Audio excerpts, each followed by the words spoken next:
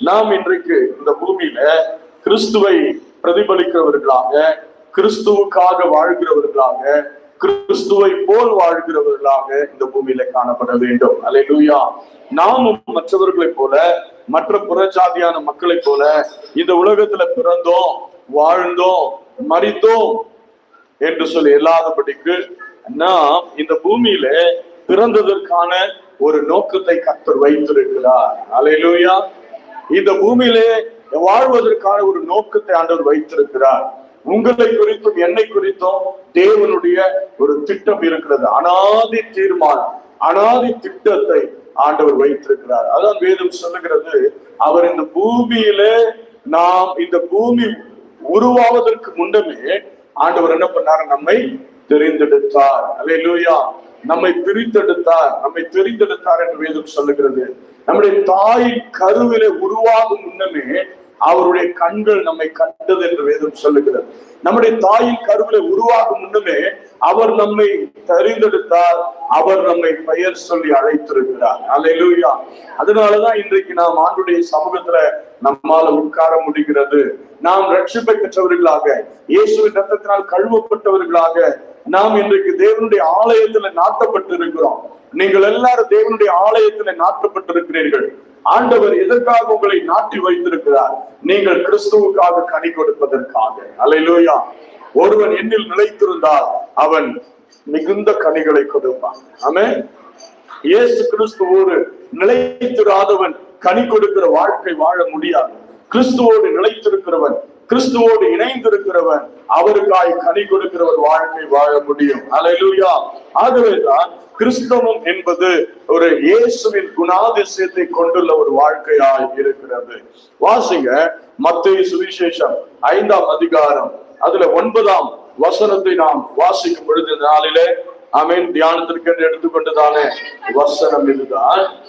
சமாதானம் பண்ணுகிறவர்கள் பாக்கியவான்கள், அவர்கள் தேவனுடைய புத்திரர் எண்ணப்படுவார்கள். அல்லேலூயா. அல்லேலூயா.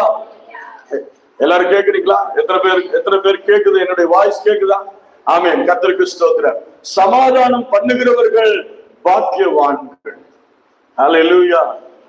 இன்றைக்கு நீங்களும் நானும் சமாதானத்தை பெற்றவர்களாய் மாத்திரமல்ல, சமாதானம் பண்ணுகிறவர்களாய் இருக்க வேண்டும். பிறரோடு சமாதானம் பண்ணுகிறவர்களாக இருக்க வேண்டும். பிறருடைய வாழ்க்கையில நாம் சமாதானம் செய்கிறவர்களாக இருக்க வேண்டும். அல்லேலூயா. ஒரு குடும்பம் சண்டை போட்டுக் கொள்ளுகிறார்கள் என்று சொன்னால், ஒரு குடும்பம் பிரிகிற சூழ்நிலையில் இருக்கும் பொழுது அந்த குடும்பத்தை எப்படிடா பிரிச்சிடலாம், அந்த குடும்பத்தை எப்படிடா நம்ம இன்னும் அந்த சமாதானம் கெட்டு போகும்படி செய்யலாம்னு சொல்லி நினைக்க கூடாது. சொல்லுவாங்க ஒரு பழமொழி, எரியிற திரியில என்ன பண்ணுவாங்க, இன்னும் விளக்கு இன்னும் என்ன பண்ணுவாங்களாம், விளக்குல எண்ணெய் ஊற்றுவாங்களாம். அப்போ அது போல நாம இருக்கக்கூடாது. நாம அந்த மாதிரி இருக்கக்கூடாது. இன்னும் எரியட்டும், இன்னும் பச்சை பிடிக்கட்டும், இன்னும் அவங்க குடும்பத்துல சண்டை வரட்டும், அப்படி நாம நினைக்கவே கூடாது. வேதம் சொல்லுகிறது, கிறிஸ்துவை சொந்த ரட்சகராக ஏற்றுக்கொண்டவர்கள் அவருடைய குணாதிசயம் உள்ளவர்களாக தான் வாழ வேண்டும். சமாதானம் என்பது அவருடைய குணாதிசயமாக இருக்கிறது. அல்லேலூயா. அல்லேலூயா. வேதம் சொல்லுகிறது, சமாதானம் பண்ணுகிறவர்கள் தான் பாக்கியவான்கள். இந்த பூமியில நீங்களும் நானும் பாக்கியவான்களாய், பாக்கியவதிகளாய் வாழ வேண்டும். அல்லேலூயா. நாம் இயேசுவை அறியாத நாட்கள்ல எப்படியோ வாழ்ந்து வந்தோம். ஆனா இயேசுவை அறிந்த பிறகு, அவரை சொந்த ரட்சகராய் ஏற்றுக்கொண்ட பிறகு, அவருடைய சமாதானம் நமக்குள்ளே வந்த பிறகு, அவருடைய சந்தோஷ மகிழ்ச்சி நமக்குள்ளே வந்த பிறகு, நாம் அந்த சமாதானத்தை கெடுத்தவர்களாக அல்ல, சமாதானத்தை உண்டு பண்ணுகிறவர்களாக நாம் மாற வேண்டும். அல்லேலூயா. இயேசு எனக்கு கொடுத்த அந்த சமாதானத்தை நான் மற்றவர்களுக்கு கொடுக்க வேண்டும். வேதம் சொல்லுகிறது, ஏசாயா தீர்க்கதரிசி சொல்லுகிறார், உன் சமாதானம் நதியை போல பாயும். அல்லேலூயா. உங்களுக்கு ஆண்டவர் கொடுத்த சமாதானம் நதியை போல பாய்ந்து செல்ல வேண்டும். எத்தனை பேர் நதியை பார்த்திருக்கிறீங்க? உங்களுக்கு 6 பக்கத்துல தான் இருக்கு இல்லையா நதி. நதியில போய் குளிச்சிருக்கீங்க இல்லையா? நதியில தண்ணி ஒரே இடத்துல தேங்கி இருக்குமா? அது தினந்தோறும் ஓடிக்கிட்டே இருக்குமா? ஓடையில, நதியில தண்ணி ஓடிக்கிட்டே தான் இருக்கும். ஓடன்னு எதுக்கு பேரு? தண்ணி அங்க நிக்காது. அந்த நீர் நிக்காததுனால, தேக்கம் நிலையில இல்லாததுனால, அது ஓடிக்கிட்டே இருக்கிறதுனால அதுக்கு ஓடன் பேர். அல்லேலூயா. அப்போ இன்றைக்கு ஆண்டவர் சொல்லுகிறார், உங்க வாழ்க்கை ஒரு சமாதானத்தின் ஓடையை போல மாற வேண்டும், ஒரு சமாதானத்தின் நதியாய் மாற வேண்டும். அல்லேலூயா, அல்லேலூயா. ஏன்னா சமாதானத்தை உண்டு பண்ணுகிற கர்த்தர் நமக்குள்ள இருக்கிறார். சமாதானத்தின் காரணர் அவர்தான். ஆமென். ஏசாயா தீர்க்கதரிசி மூலமாய் இயேசு கிறிஸ்துவினுடைய பிறப்பை குறித்து ஆவியானவர் இஸ்ரவேல் ஜனங்களுக்கு வெளிப்படுத்துகிறார். ஏசாயா தீர்க்கதரிசி 9ஆம் அதிகாரத்துல நம்மால வாசிக்க முடிகிறது. அங்கு அவர் சொல்லுகிறார், நமக்கு ஒரு பாலகன் பிறந்தார், இல்லையா? நமக்கு ஒரு குமாரன் கொடுக்கப்பட்டார், கர்த்தத்துவம் அவர் மேல் இருக்கும், அவர் நாமும் அதிசயமானவர், சமாதான பிரபு என்னப்படும். அல்லேலூயா. அவர் நாமம் என்ன? சமாதானத்தின் பிரபு. சொல்லுங்க பார்க்கலாம். அவர் நாமம் என்ன? சமாதான பிரபு. அவர் நித்திய பிதா, அவர் சமாதானத்தின் பிரபு. அல்லேலூயா. பிரின்ஸ் ஆஃப் பீஸ், அவர் சமாதானத்தின் பிரபுவாய், அவர் ராஜாவாய் இருக்கிறார். அல்லேலூயா, அல்லேலூயா. ஆகவேதான் இயேசு பிறந்த பொழுது அங்க ஏரோதுடைய அரண்மனையில போய் சாஸ்திரிகள் கேட்கிறாங்க, யூதர்களுக்கு ராஜாவாய் பிறந்திருக்கிறவர் எங்கே? அல்லேலூயா. ஆமென். அவர் சமாதானத்தின் பிரபுவாய் இருக்கிறார். எனக்கு பிரியமானவர்களே, அந்த சமாதானத்தின் பிரபுவை நாம் சொந்த ரட்சகராய் ஏற்றுக்கொண்டிருக்கிறோம். எத்தனை பேர் ஏற்றுக்கொண்டிருக்கிறீங்க? ஹல்லேலூயா, ஆமென். அந்த பிரபுவை ஏற்றுக்கொண்டவர்கள் அவருடைய சமாதானத்தை பெற்றவர்களாக மற்றவர்களுடைய வாழ்க்கையில சமாதானத்தை உண்டு பண்ணுகிறவர்களாய் நாம் மாற வேண்டும். அல்லேலூயா. இதுதான் கிறிஸ்தவ வாழ்க்கை. இயேசு எப்படி நமக்குள்ளே சமாதானத்தை உண்டு பண்ணுகிறாரோ, அதுபோல இயேசுவை சொந்த ரட்சகராய் பெற்றவர்கள் அவரை தெய்வமாய் பெற்ற ஆமென் ஜாதிகளாக, சந்ததிகளாக நாம் மற்றவர்களுடைய வாழ்க்கையில சமாதானத்தை நதியை போல பாய்ந்து ஓட செய்ய வேண்டும். சமாதானம் பண்ணுகிறவர்களாய், உண்டு பண்ணுகிறவர்களாய் நாம் காணப்பட வேண்டும். அல்லேலூயா, அல்லேலூயா. நாம் சமாதானத்தின் பிரபுவை ஆராதிக்கிறோம். நம்ம எல்லாரும் யார் ஆராதிக்கிறோம்? சமாதான பிரபுவை ஆராதிக்கிறோம். அல்லேலூயா. நீங்கள் நான் ஆராதிக்கிற தெய்வம் அவர் சமாதானத்தின் காரணராய் இருக்கிறார். அவர் சமாதானத்தை கொடுக்கிறவராய் இருக்கிறார். சமாதானத்தை எடுக்கிறவர் அல்ல, அவர் கொடுக்கிறவர். சமாதானத்திற்கே பிரபு அவர். அல்லேலூயா. அவரிடத்துல சமாதான குறைச்சல் உண்டாவதே கிடையாது. அவன் சொன்னார், நான் போய் உங்களுக்கு ஒரு தேய்ச்சலவாளனை அனுப்புவேன், அவர் உங்களை தேய்ச்சி கொண்டே இருப்பார். அல்லேலூயா. நீங்க சோர்ந்து போகிற நேரங்களில் எல்லாம், நீங்க பலவீனப்பட்டு ஆமென் நீங்கள் உடைந்து போகிற நேரத்துல ஆவியானவர் உங்களை தேய்ச்சுவார், உங்களை ஆற்றுவார், உங்களை தாங்குவார், தப்புவிப்பார். அல்லேலூயா, அல்லேலூயா. அப்ப அந்த சமாதானத்தின் பிரபுவை ஆராதிக்கிற நீங்களும் நானும் எப்படி இந்த பூமியில வாழ வேண்டும்? அல்லேலூயா, அல்லேலூயா. ஆமென். வேதம் சொல்லுகிறது, ஆதியாகமம் 49ஆம் அதிகாரம் 10ஆம் வசனத்தில் எழுதப்பட்டிருக்கிறது, சமாதான கர்த்தர் வரும் அளவும். அல்லேலூயா, ஆமென். வாசிங்க பார்க்கலாம். சமாதான கர்த்தர் வரும் அளவும் செங்கோல் யூதாவை விட்டு நீங்குவதும் இல்லை. ஆமென். கர்த்தருக்கு ஸ்தோத்திரம். சமாதான பிரபு எந்த சந்ததியில பிறப்பார் என்று சொல்லி ஆதி ஆகமத்திலே தீர்க்கதரிசிகள் மூலமாய் முன்னறிவிக்கப்பட்டிருக்கிறது, யாக்கோபின் மூலமாக. அல்லேலூயா, அல்லேலூயா. எனக்கு பிரியமானவர்களே, அவர் மேசியா, அவர் மேசியாவாக யூதாவின் சந்ததியில வர வேண்டி இருந்தது. சமாதான கர்த்தர் அப்படின்னா எபிரேய மொழியில சமாதான கர்த்தர் அப்படிங்கிற அந்த வார்த்தைக்கு அர்த்தம் என்ன அப்படின்னா உரிமைக்காரரானவர். சொல்லுங்க பார்க்கலாம். உரிமைக்காரரானவர். அல்லேலூயா. உங்களுக்கு எனக்கும் சொந்தக்காரரானவர், உங்களுக்கு எனக்கு உரிமைக்காரரானவர். அவர்தான் ஆண்டவராகிய இயேசு கிறிஸ்து. நமக்காய் மனவாளனாக அவர் கடந்து வந்தார். அல்லேலூயா. மனவாட்டி சபையை அவர் எடுத்து செல்லும்படி மனவாளனாய் அவர் வரப்போகிறார். அல்லேலூயா. எனக்கு பிரியமானவர்களே, சமாதான கர்த்தர் என்று சொன்னால் அவர் அதற்கு அர்த்தம், சரியான அர்த்தம் உரிமைக்காரர் என்று அர்த்தம். அல்லேலூயா, அல்லேலூயா. ஹீப்ரூல சமாதானத்துக்கு ஷலோம் அப்படின்னு சொல்லுவாங்க. ஷலோம் அப்படின்னா என்ன அர்த்தம்? சமாதானம். அல்லேலூயா. ஷலோம் அப்படின்னு சொல்லணும். அது ஹீப்ரு வேர்ட். சமாதானத்துக்கு ஷலோம் என்று சொல்லணும். ஏசப்பா சொன்னாரு சீஷர்களை பார்த்து, நீ ஒரு வீட்டுக்குள்ள போகும் பொழுது முதல்ல நீ அந்த குடும்பத்தை ஷலோம் அப்படின்னு சொல்லிதான் வாழ்த்தணும். உங்களுக்கு சமாதானம் என்று சொல்லி வாழ்த்து. இன்னைக்கு நம்ம ஒரு வீட்டுக்கு போகும்போது என்ன எப்படி போறோம்? ஒரு வீட்டுக்கு போகும்போது முறுமுறுத்துக்கிட்டே போறோம், அவங்களை திட்டிக்கிட்டே போறோம். இவ்வளவு தூரம் போறோம், இருக்குதோ இல்லையோ, வீடை பூட்டிட்டு போயிடுச்சோ பூட்டாம இருக்குதோ, அது இருக்குதா இல்லையா? ஆண்டவர் என்ன சொன்னாரு? நீ போய் முதல்ல வாழ்த்துன. இன்னைக்கு எத்தனை பேர் போய் ஒரு குடும்பத்துல போகும்பொழுது அவங்கள வாழ்த்துக்கிறவர்களா இருக்கிறோமா? இன்றைக்கு வாழ்த்துக்கிறவர்கள் மிக குறைவு, குறை சொல்லுகிறவர்கள் தான் அதிகம். யூடியூப் ஓபன் பண்ணி பாருங்க, எல்லாத்த பத்தி குறை. அந்த ஊழியக்காரர் சரியில்லை, இந்த விசுவாசம் சரியில்லை, அது சரியில்லை. குறை சொல்றவங்க எல்லாம் பர்ஃபெக்டா இருக்காங்களா? ஆண்டவர் சொன்னாரு, முதல்ல உன் கண்ணுல இருக்கிற உத்திரத்தை என்ன பண்ண, எடுத்து போட. மற்றவங்க கண்ணுல இருக்கிற உத்திரத்தை பார்க்காத. இன்னைக்கு அதெல்லாம் யாரும் பார்க்கறது இல்லை. குறை சொல்லியே வாழ்நாள வீணடிச்சுட்டு போயிடுறாங்க. அல்லேலூயா. இயேசு கிறிஸ்து வாழ்ந்த நாட்கள்ல அவர் யாரையுமே குறை சொல்லல. அவரை கல்லறிந்து கொல்ல பார்த்தவர்களை கூட அவர் குறை சொல்லல. அவரை சிலுவையில ஆணி அடிச்சாங்க, அப்ப கூட குறை சொல்லல. குறையா சொன்னாரு, பிதாவே இவர்களை நீங்கள் பார்த்துக் கொள்ளுங்க, அப்படியா சொன்னாரு. என்னைய சிலுவையில ஏத்திட்டாங்க ஆண்டவர், நீங்க பாத்துக்கங்க, என் கையில அதிகாரம் வரும்பொழுது நான் இவங்களை கவனிச்சுக்கிறேன் அப்படின்னு சொன்னாரு. பிதாவே இவர்களை மன்னி, தாங்கள் செய்கிறது இதுதான் கிறிஸ்தவ வாழ்க்கை. அப்படிதான் கிறிஸ்து வாழ்ந்து போனார், வாழ்ந்து காண்பித்து போனார். இன்றைக்கு நீங்களும் நான் அப்படிதான் வாழணும். அல்லேலூயா. ஏசப்பா சொல்லிக் கொடுத்தது என்ன? ஒருவர் குற்றங்களை ஒருவர் மன்னித்து, ஒருவர் குற்றத்தை ஒருவர் மன்னிக்கும் பொழுது அங்க சமாதானம் உண்டாகிறது. ஆமென் சொல்ல மாட்டேன். அல்லேலூயா. உங்க வாழ்க்கையில யார் மீதாவது குறைகள் இருக்குமானால், குற்றங்கள் இருக்குமானால், அந்த குறையே பேசி உங்க வாழ்க்கையை வீணடிச்சிடாது. குற்றங்களை மாத்திரம் பேசி வாழ்க்கையை வீணடிச்சிடாது. நீங்க மற்றவர்களோடு சமாதானம் உள்ளவர்களாய் மாற வேண்டும். உங்க சொந்தக்காரர்களுக்கு மத்தியில நீங்கள் சமாதானம் பண்ணுகிறவர்களாய் காணப்பட வேண்டும்.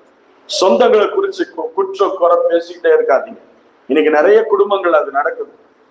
அவன் சரியில்லை, சித்தப்பா சரியில்லை, மாமா சரியில்லை, அண்ணன் சரியில்லை, தங்கச்சி சரியில்லை. நம்ம எல்லாத்துலயும் சரியா இருக்கோமா? எல்லாத்துலயும் சரியா இருக்கோமா? நம்ம யோசித்து பாருங்க.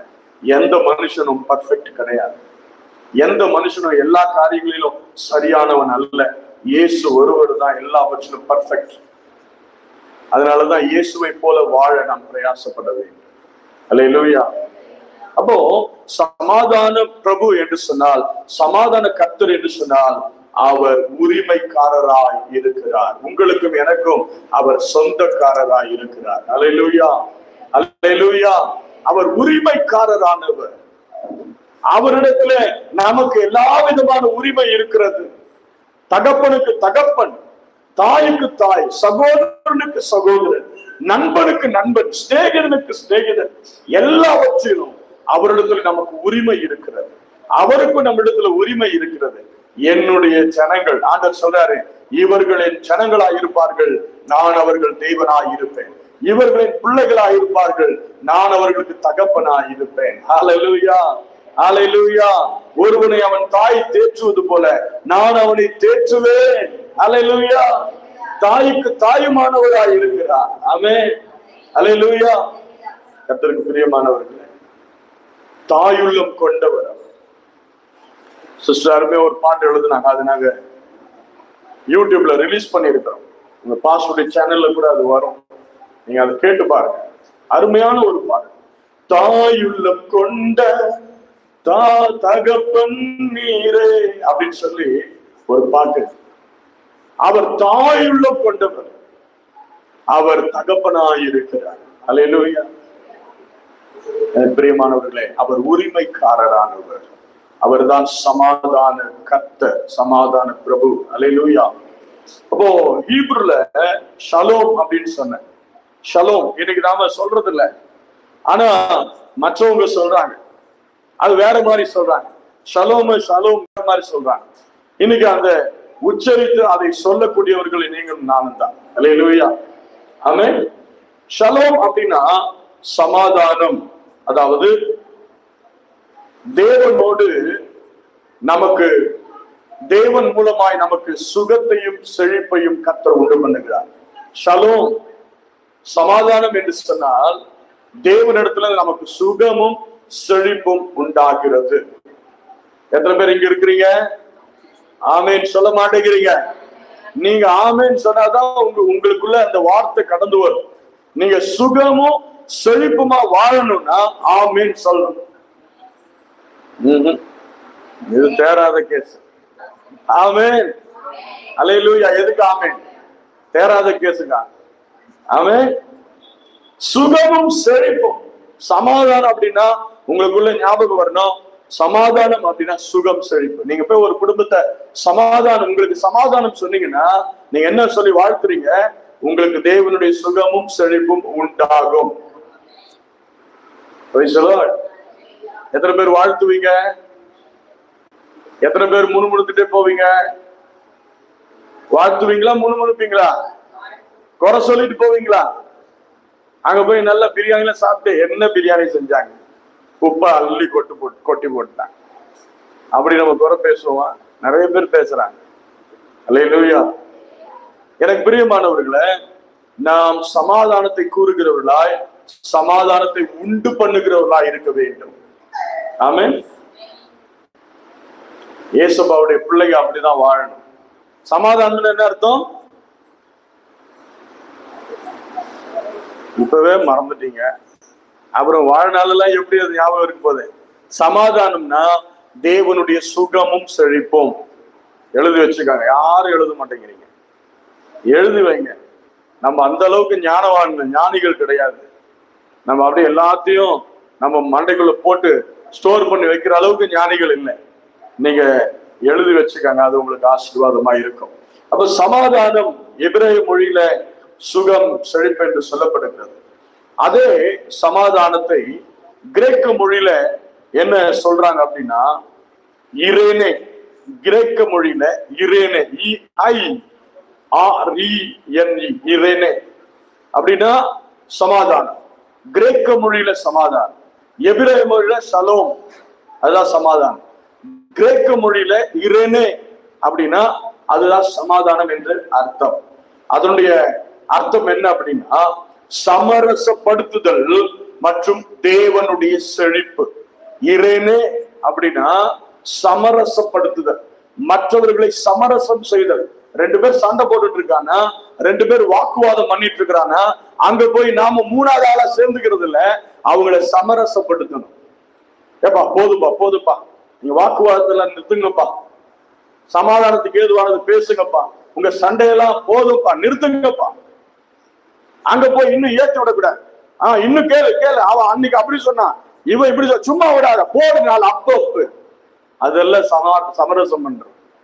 சமரசம் பண்ணுதல் அப்படின்னா அந்த சண்டையை நிறுத்தி அவங்கள சமாதானத்துக்கு ஏதுவான வழியில நடத்துவது. ஆமேன் சொல்ல மாட்டேங்கிறீங்க. அல்லேலூயா. இரண்டாவது என்ன சொன்ன? தேவனுடைய செழிப்பு.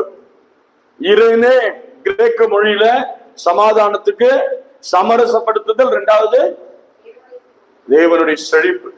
நீங்க ஒரு மனுஷனை சமரசப்படுத்திட்டீங்கன்னா, அவங்க சமாதானம் ஆயிட்டாங்கன்னா, அவங்க தேவனுடைய சகல விதமான ஆசீர்வாதங்களை சுதந்திரித்துக் கொள்வார்கள். ஏன்னா எபேசியர் 1:3 வாசிக்கிறோம், பிதாவாகிய தேவன் கிறிஸ்து இயேசுவுக்குள்ளாக நமக்கு உண்டாகிய நமக்கு வேண்டிய சகல விதமான ஆவிக்குரிய ஆசீர்வாதத்தினாலே. அந்த வசனத்தை வாசிங்க. நம்முடைய கர்த்தராகிய இயேசு கிறிஸ்துவின் ஸ்தோத்திரம், கிறிஸ்துவுக்குள் உன்னதங்களிலே ஆவிக்குரிய சகல ஆசீர்வாதத்தினாலும் ஆசீர்வதித்திருக்கிறார். அப்படின்னா என்ன அர்த்தம்? இட்ஸ் பீன் கிவன், ஏற்கனவே கொடுத்தாயிற்று. எங்க இருக்குது? கிறிஸ்துவுக்குள்ள இருக்குது. அதனாலதான் பவுல் சொல்றாரு, ஒருவன் கிறிஸ்துவுக்குள் இருந்தால் அவன் புது சிருஷ்டி. ஒருவன் கிறிஸ்துவுக்குள் இருந்தால் அவன் சகல விதமான ஆசீர்வாதங்களினாலும் ஆசீர்வதிக்கப்படுவான். அல்லேலூயா. அவன் கிறிஸ்துவுக்குள் ஒருவன் இருந்தால் அவன் சமாதானத்தின் பாதையிலே நடத்தப்படுவான். அவனுடைய வாழ்க்கை சமாதானத்தினால் நிரப்பப்பட்டிருக்கும். நிறைய கிறிஸ்தவங்க சொல்ற வார்த்தை என்ன தெரியுமா? நிறைய பேர் வந்து ஜபத்துக்கு நிற்கும் சொல்லுவாங்க, பாஸ்டர் என் வாழ்க்கையில நிம்மதியே இல்லை, என் வாழ்க்கையில சமாதானமே இல்லை. இயேசு கிறிஸ்து சமாதானத்தை கொடுக்கதான் வந்தார். அப்போ சமாதானமே இல்லை, நிம்மதி இல்லைன்னா உன் இருதயத்துல இயேசு இல்லைன்னு அர்த்தம். ஏன்னா அவர் தான் சமாதான பிரபு, அவர் தான் சமாதான கர்த்தர். அவர் வரலன்னா உன் சமாதானம் கெட்டு போயிடும். பிசாசு என்ன பண்ணிடுவான்? அத கொண்டு போயிடுவான். அதாவது அந்த சமாதானத்தை கெடுத்து போட்டுருவான். உங்க வாழ்க்கையில நிம்மதி இருக்காது, மன நிறைவு இருக்காது. ஏதாச்சும் ஒரு பிரச்சனைய கிரியேட் பண்ணுவான் பிசாசு. பிசாசுக்கு இடம் கொடுப்பாரு. அதுதான் வசனம் சொல்லுது, பிசாசுக்கு எதிர்த்து நிலுங்கள். வசனம் நல்லா தான் சொல்றீங்க, வசனம் நமக்கு நல்லா தான் தெரியுது. ஆனா இடம் கொடுத்துறோம், சில வேலைகள்ல இடத்த கொடுத்து தொலைச்சிடறோம். அதனாலதான் அந்த சமாதானம் கெட்டு போகுது. அதனாலதான் நிம்மதி இல்லாத ஒரு வாழ்க்கை. நிறைய கிறிஸ்தவங்க யோசித்து பாருங்க, செய்திகள்ல நாம கேட்கிறோம், நிறைய கிறிஸ்தவங்க தற்கொலை பண்ணி சாப்பிட்டாங்க. கிறிஸ்தவர்களுக்கும் தற்கொலைக்கும் சம்பந்தம் கிடையாது. ஆமென். நீங்கெல்லாம் சொல்றத பார்த்தா சம்பந்தம் இருக்கு பாஸ்டர்ன்ற மாதிரி இருக்கு. ஆமென் சொல்ல மாட்டேங்கிறீங்க. கிறிஸ்தவர்களுக்கும் தற்கொலைக்கும் என்ன இல்லை? கொஞ்சம் சத்தமா தான் சொல்லுங்க. சம்பந்தமே இல்லை. சம்பந்தம் வச்சிடாதீங்க, சம்பந்தம் பண்ணிடக்கூடாது. அல்லேலூயா. நிறைய கிறிஸ்தவ பிள்ளைங்க, வாலிப பிள்ளைங்க, காதல் கத்திரிக்காய் அதுல ஃபெயிலியர் போய் தூக்கு மாட்டிட்டு செத்து போயிடுது, விஷம் குடிச்சு செத்துருது, ட்ரெயினுக்கு குறுக்கால விழுந்து. இதெல்லாம் சரியில்லை. நிறைய கிறிஸ்தவர். எனக்கு பிரியமானவர்களே, இன்றைக்கு நம்முடைய வாழ்க்கை எப்படி இருக்கிறது? தேவனுடைய செழிப்பை பெற்றவர்களா இருக்கிறோமா? தேவனுடைய சமாதானத்தை பெற்றவர்களா இருக்கிறோமா? வேதம் சொல்லுகிறது, பாக்கியவான்கள் யார்தான்? சமாதானம் பண்ணுகிறவர்கள் தான் பாக்கியவான். சமாதான பிரபுவை பெற்றவர்கள் தான் பாக்கியவான்கள். சமாதான பிரபு நம்முடைய உரிமைக்காரரானவர். அவருக்கு பிள்ளைகளாய் வாழ்வதுதான் பாக்கியம். அல்லேலூயா. Praise the Lord. விதமான சீரை பெற்ற ஜனம் பாக்கியம் உள்ளது. கர்த்தரை தன் தெய்வமாய் கொண்டிருக்கிற ஜனம் பாக்கியம் உள்ளது. அல்லேலூயா. நீங்க வேற எதுக்கும் பாக்கியவானா நீங்க கருதக்கூடாது. கர்த்தரை தெய்வமாய் கொண்டிருக்கிறபடினாலே, இயேசுவை தெய்வமாய் கொண்டிருக்கிறபடினாலே நாம் பாக்கியவதிகளாய் பாக்கியவான்களாய் இருக்கிறோம். அல்லேலூயா. தேவனுடைய செழிப்பு உங்க வாழ்க்கையில உண்டாக வேண்டும். இந்த சமாதானம் என்பது ரெண்டு மொழியில நான் சொன்னேன். எபிரேயத்துல ஷலோம் அப்படின்னா என்ன சொன்னேன்? தேவனுடைய சுகமும் செழிப்பும். கிரேக்க வார்த்தையில இரேனே, அதனுடைய அர்த்தம் என்ன? சமரசப்படுத்துதல், தேவனுடைய செழிப்பை பெற்றுக்கொள்ளுதல். எனக்கு பிரியமானவர்களே, இதுதான் நமக்கு இருக்கிற ஆசீர்வாதம். இதை தவிர ஆண்டவர் இந்த உலகம் கொடுக்கிற ஆசீர்வாதங்களை, இந்த உலகம் கொடுக்கிற வேதனைகளை நமக்கு கொடுப்பதில்லை. கர்த்தரின் ஆசீர்வாதமே ஐஸ்வர்யத்தை தரும், அதனோட அவர் வேதனையை கூட்டார். உலக ஐஸ்வர்யம் வேதனையை தான் கொண்டு வரும். கர்த்தருடைய ஆசீர்வாதம் ஐஸ்வர்யத்தை மட்டும்தான் கொடுக்கும். இந்த ஆவிக்குரிய வாழ்க்கைக்குரிய ஐஸ்வர்யம், சரீரத்துக்கு வேண்டிய ஐஸ்வர்யம், முதல்ல ஆண்டவர் ஆவிக்குரிய ஆசீர்வாதத்தை தான் கொடுக்கிறார். சரீர பிரகாரமான ஆசீர்வாதத்திற்காக இயேசு கிறிஸ்து அந்த பூமிக்கு வரல. இந்த சரீரத்துக்காக வரல, ஆத்துமாவுக்காக தான் வந்தார். ஏன்னா இயேசு சொல்றார் 53 அதிகாரத்துல, அவர் நம்மை மீட்டெடுக்கும்படியா அவர் தன்னுடைய ஆத்துமாவை மரணத்தில் ஊற்றினாராம். எந்த ஊற்றினாராம்? மரணத்துல தன்னுடைய ஆத்துமாவை மரணத்தில் தண்ணீரை போல ஊற்றினார். எதற்காக? உங்களுடைய என்னுடைய ஆத்துமாவை மீட்டெடுக்கும்படியா. அதனாலதான் அவர் ஆத்தும நேசர் என்று வேதம் சொல்லுகிறது. அல்லேலூயா. நம்முடைய ஆத்துமாவை நேசிக்கிறவர், ஆத்துமாவிற்கு வேண்டிய ஆசீர்வாதம். அதுதான் யோவான் சீசனம் 3 யோவான் 2ஆம் வசனத்துல சொல்றார், பிரியமானவனே, உன் ஆத்துமா வாழ்கிறது போல நீ எல்லாவற்றிலும் வாழ்ந்து சுகமாயிரு. முதல்ல அவர் என்ன சொல்றாரு?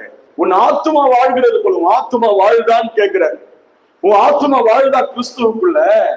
உன் ஆத்துமா வாழ்கிறது போல நீ எல்லாவற்றும் வாழ்ந்து சுகமாயிரு அப்படின்னா அர்த்தம் நீங்க கிறிஸ்துவுக்குள்ள புதிய சிருஷ்டிகளா மாறிக்கிட்டே இருக்கணும்.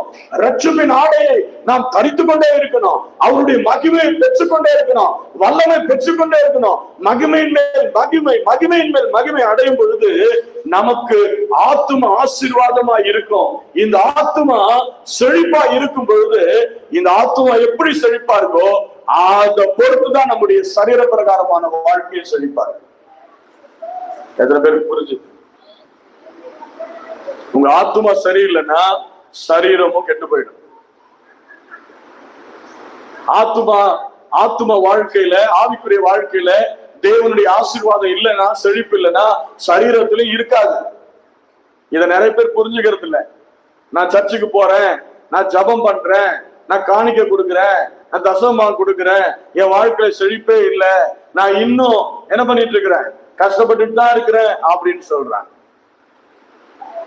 நம்ம நல்லா புரிஞ்சுக்கணும், தெரிஞ்சுக்கணும்.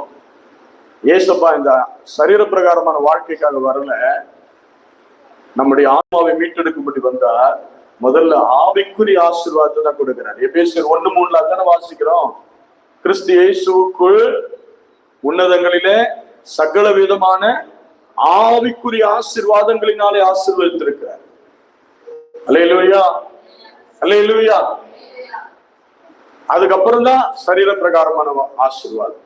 மத்தேயு 6:33 என்ன வாசிக்கும்? முதலாவது தேவனுடைய ராஜ்யத்தையும் தேடுங்க, அப்பொழுது இவைகளெல்லாம் உங்களுக்கு, ஆமா, எவைகளெல்லாம் கூட உங்களுக்கு நல்ல வேலை வேணுமா, சம்பளம் வேணுமா, இந்த சம்பளம் உயரணுமா, நல்ல வீடு வேணுமா, நல்ல 2 வீலர் வேணுமா, கார் வேணுமா, நல்ல வரன் வேணுமா, நல்ல காலேஜ் வேணுமா, நல்ல படிக்கணுமா, எதுவா இருந்தாலும் அது கூட வரும். எப்ப வரும்? நம்ம கர்த்தரை தேடும் பொழுது. கர்த்தரை தேடுகிறவர்களுக்கு ஒரு நன்மையும் விரைவுபட்டார். அல்லேலூயா. ஆண்டுடைய நன்மைகள், ஆசீர்வாதங்கள், செழிப்பு, சமாதான பிரபுவாகிய சமாதான கர்த்தர் உரிமைக்காரரானவரை நாம் அங்கீகரித்து அவரை ஏற்றுக்கொண்டு அவருக்காய் வாழ அர்ப்பணிக்கும் பொழுதுதான் ஆவிக்குரிய ஆசீர்வாதம் சரீர பிரகாரமான ஆசீர்வாதத்துக்குள்ளாக நம்மை கொண்டு வருகிறது. அல்லேலூயா, அல்லேலூயா. முதல்ல கர்த்தரை ருசித்து பார்க்கணும், ஆவில ருசிக்கணும். அதான் தாவீது சொல்றார், கர்த்தர் நல்லவர் என்பதை ருசித்து பாருங்கள். ருசிக்கணும், ருசிக்கணும். அல்லேலூயா. இப்ப ஒரு ப்ரோக்ராம் பண்றோம்னா, ஒரு இடத்துல ஆர்டர் கொடுக்க போறோம் அப்படின்னா முதல்ல என்ன பண்ணுவாங்க? கண்ணை மூடிட்டு போய் அங்க ஆர்டர் கொடுக்க மாட்டாங்க. முதல்ல குடும்பமா போய் உட்கார்ந்து அந்த ஹோட்டல்ல சாப்பிட்டு பார்ப்பாங்க. நல்ல ருசியா இருக்கா, நல்ல தரமானதா செய்யறாங்களா, அதுக்கப்புறம் தான் 1000 பேரோ 100 பேரோ 500 பேருக்கும் ஆர்டர் கொடுப்பாங்க. நான் சொல்றது புரியுதா? அது போலதான் கர்த்தரை முதல்ல நீங்க ருசிக்கணும். அப்பதான் நீங்க பல ஆயிரக்கணக்கான லட்சக்கணக்கான மக்களுக்கு அவரை அறிவிக்க முடியும். Amen. Hallelujah. Praise the Lord. நான் சொல்றதுக்கெல்லாம் நீங்க ஆமேன் ஆமேன் சொன்னீங்கன்னா நான் சீக்கிரம் முடிச்சிடுவேன். நீங்க ஆமேன் சொல்லலைன்னா நான் கண்டிப்பா லேட்டா தான் முடிப்பேன். ஆமென். அப்ப லேட்டாவும் முடிச்சிடுறேன். ஆமென். அல்லேலூயா. அப்போ சமரசப்படுத்துதல் அது தேவனுடைய செழிப்பாய் இருக்கிறது. அல்லேலூயா. இதுதான் இயேசு கிறிஸ்துவின் குணாதிசயம். இதுதான் இயேசு கிறிஸ்துவின் குணாதிசயம். இயேசு கிறிஸ்துவின் குணம் என்ன? சமரசப்படுத்தணும், சமாதானத்தை உண்டு பண்ணணும், நிம்மதியான வாழ்க்கையை தரணும். ஆண்டவர் வியாதியை நீக்கி சுகத்தை கொடுக்கிறவர், வேதனை நீக்கி விடுதலை தருகிறவர், அற்புதங்களை செய்கிறவர். அல்லேலூயா, அல்லேலூயா. ஆமென். இரண்டாவது, கிறிஸ்துவின் குணம் நமக்குள்ள எப்படி வரும் அப்படின்னா, கிறிஸ்துவை போல சிந்தை உள்ளவர்களாய் வாழும் பொழுதுதான். 1 கொரிந்தியர் 2ஆம் அதிகாரம் 16ஆம் வசனத்துல நம்ம வாசிக்கும் பொழுது பவுல் சொல்றாரு, கொரிந்து பட்டணத்தில் உள்ள விசுவாசிகளுக்கு. 1 கொரிந்தியர் 2ஆம் அதிகாரம் 16ஆம் வசனம், 16th verse, அங்க எழுதப்பட்ட, எங்களுக்கோ கிறிஸ்துவின் சிந்தை உண்டாயிருக்கிறது. அல்லேலூயா. கர்த்தருக்கு போதிக்கத்தக்கதாக அவருடைய சிந்தையை அறிந்த நாங்கள், எங்களுக்கும் என்ன இருக்கு? கிறிஸ்துவின் சிந்தை. அல்லேலூயா. இன்னைக்கு கிறிஸ்துவின் சிந்தை உள்ளவர்களாக இருக்கணும். கிறிஸ்துவின் குணாதிசயம் நமக்குள்ள வந்துருச்சுன்னா கிறிஸ்துவின் சிந்தை உள்ளவர்களாய் நாம் மாறி விடுவோம். அல்லேலூயா. பிலிப்பியர் 2:5 பவுல் சொல்றாரு, கிறிஸ்து இயேசுவில் இருந்த சிந்தையே உங்களிலும் இருக்க கடவது. ஆமென். கிறிஸ்து இயேசுக்குள்ள என்ன சிந்தை இருந்ததோ அதுதான் உங்களுக்குள்ள இருக்கணும். அவருக்குள்ள என்ன சிந்தை இருந்தது? அவர் ஜனங்களை பார்த்த உடனே பரிதபித்தார், மனதுருகினார், அற்புதங்களை செய்தார். குருடர்கள் பார்வை அடைந்தார்கள், முடவர்கள் நடந்தார்கள், மரித்தவர்கள் உயிரோடு எழுப்பினார். சுகம் இல்லாதவர்களுக்கு சுகம் கிடைச்சது, சமாதானம் இல்லாதவர்களுக்கு சமாதானம் கிடைச்சது, ஆசீர்வாதம் இல்லாதவர்களுக்கு ஆசீர்வாதம் கிடைத்தது. இதுதான் கிறிஸ்துவின் சிந்தை. அல்லேலூயா. அவர் சுவிசேஷத்தை எங்கும் சுற்றி திரிந்து பிரசங்கம் பண்ணினார். ஜனங்களை சுவிசேஷத்தினாலே அவர்களை வழி நடத்தினார். இதுதான் கிறிஸ்துவின் சிந்தை. இன்றைக்கு நீங்களும் அந்த சிந்தையில வளர வேண்டும், அந்த சிந்தையில பெருக வேண்டும். அல்லேலூயா, அல்லேலூயா. அதே பவுல் சொல்றாரு, மேலும் நான் கிறிஸ்துவை பின்பற்றுகிறது போல நீங்களும் என்ன பண்ணுங்க, என்னை பின்பற்றுங்கள் அப்படின்னு தைரியத்தோடு சொல்றேன். எனக்கு எத்தனை பேர் சொல்ல முடியும்? நீங்க மென்டரா இருக்க விரும்புறீங்களா? நீங்க எத்தனை பேருக்கு மென்டரா இருந்திருக்கிறீங்க? எத்தனை பேரை வழி நடத்தி இருக்கிறீங்க கிறிஸ்துவுக்குள்ளாக? உங்களால சொல்ல முடியுமா, நான் கிறிஸ்துவை பின்பற்றுகிறது போல நீங்கள் என்னை பின்பற்றுங்கள்? பவுல் சொன்னார். அவனை நம்ம எல்லாருக்கும் ஒரு உதாரணமான வாழ்க்கையை வாழ்ந்து கடந்து போனான். அந்த பவுலை, அவனுடைய வாழ்க்கையை ஆண்டவர் நமக்கு ஒரு முன் உதாரணமான வாழ்க்கையாக கர்த்தர் காண்பிக்கிறார். அவன் சொல்றான், தைரியத்தோடு சொல்றான், நான் கிறிஸ்துவை பின்பற்றுகிறது போல, நான் சமாதான பிரபுவை பின்பற்றுகிறது போல, நான் சமாதான கர்த்தர் என்னுடைய உரிமைக்காரரை நான் பின்பற்றுகிறது போல நீங்கள் என்னை பின்பற்றி வாருங்கள். ஏன்னா எனக்குள்ள என்ன இருக்கு? கிறிஸ்துவின் சிந்தை தான் இருக்கு. எனக்குள்ள உலக சிந்தை இல்ல, மாம்சத்துக்குரிய சிந்தை இல்ல, எனக்குள்ள கிறிஸ்துவின் சிந்தை இருக்கு, ஆவிக்குரிய சிந்தை தான் இருக்கு. அதனால நீங்கள் என்னை பின்பற்றுங்கள். ஆமென், ஹல்லேலூயா. கர்த்தரை பின்பற்றுகிற ஜனமாய் ஒரு கூட்ட மக்களாய் நாம் வாழ வேண்டும். இந்த மேலப்பாலை பகுதியில நீங்க கர்த்தரை பின்பற்றுகிறவர் என்பதை புறஜாதிகள் உங்களை பார்த்து அறிந்து சொல்ல வேண்டும். உண்மையாகவே இவர்கள் கர்த்தரால் ஆசீர்வாதம் பெற்ற சந்ததி என்று புறஜாதிகள் உங்களை பார்த்து சொல்ல வேண்டும். ஏசாயா அதைத்தான் சொல்லுகிறார்.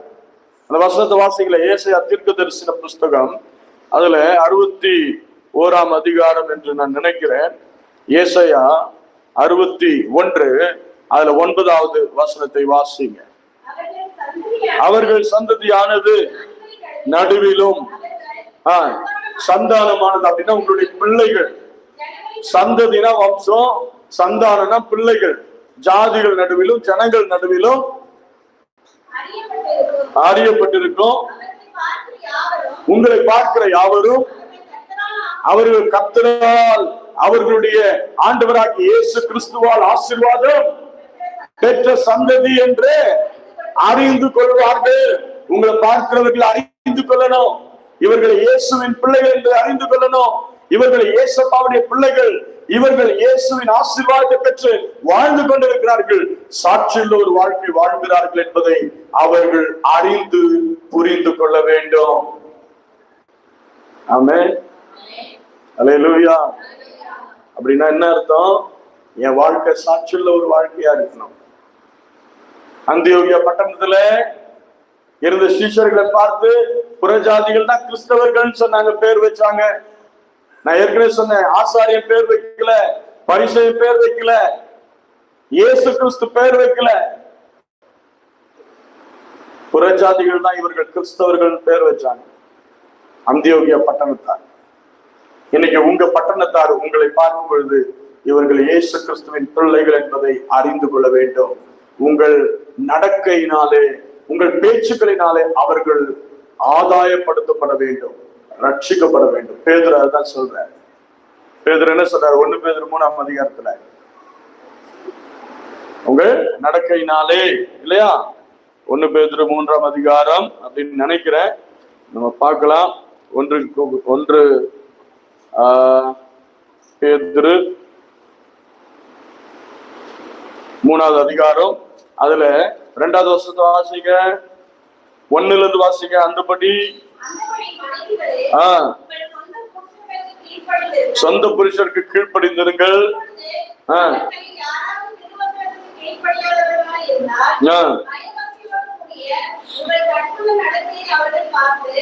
பயபக்தோடு கூடிய உங்கள் கற்புள்ள நடக்கையை அவர்கள் பார்த்து போதனையின்றி ஆமென் அல்லேலூயா போதனையின்றி புறஜாதிகள் உங்கள் நடக்கைகளினாலே ஆதாயப்படுத்தப்பட வேண்டும். ஆமென். சகை எத்தனை பேருக்கு தெரியும்?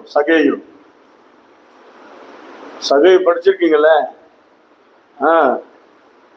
சகை வீட்டுக்கு இயேசு போனாரு. அங்க போய் சுவிசேஷம் சொன்னாரா? அங்க சுவிசேஷம் சொல்லி இருக்கிறாரா? சுவிசேஷம் சொல்லவே இல்லை.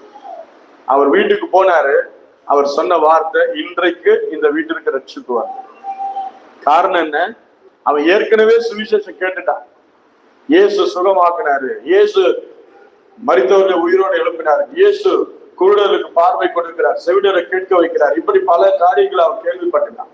அதனாலதான் அவனுக்குள்ள ஒரு ஆசை வந்தது, இயேசு எப்படிப்பட்டவர், அவரை நான் பார்க்கணும். போய் காட்டத்தி மரத்து மேல நிக்கிறான். இயேசு வந்து அண்ணாங்க அவரை பாக்குறாரு. இவன் அவரை பார்க்கணும்னு நிக்கிறான். அவர் வந்து வேற எந்த ஜனங்களையும், அவருக்கு நிறைய கூட்டம் இருந்தது. கூட்டத்தை பார்க்கல, அந்த ஒரு ஆத்துமாவை பார்த்தார். ஏன்னா அவர் தான் ஆத்தும நேசர். அவர் ஆத்துமாவை கொள்ளை கொண்டு போகிறவர். அவர் மேல எந்த ஆத்துமா தீவிர வாஞ்சையா இருக்கும் அதை தான் நோக்கி பார்ப்பார். வெத்து வேண்டெல்லாம் ஆண்டவர் பார்க்க மாட்டார். அல்லேலூயா. ஒரு ஆத்துமா மனம் திரும்பின பரலோகத்துல சொல்லுங்க முடிங்க சந்தோஷம். அதனால அந்த ஆத்துமாவை தான் பார்த்தாரு. மேல அண்ணாந்து பார்த்தார். அவர் பார்க்க இவன் பார்க்க அவர் சொன்னாரு, சகை அங்க என்ன பண்ற, இறங்குவா, உனக்கு அங்க என்னடா வேலை, கீழே இறங்குவா அப்படின்னு குடுகுடுன்னு இறங்கி வந்தான். சொன்னாரு, இன்னைக்கு நான் உன் வீட்டுல தங்கணும் வா. அல்லேலூயா. நம்ம எங்கேயாச்சும் போய் யார் வீட்டுல சும்மா தங்கிட முடியுமா?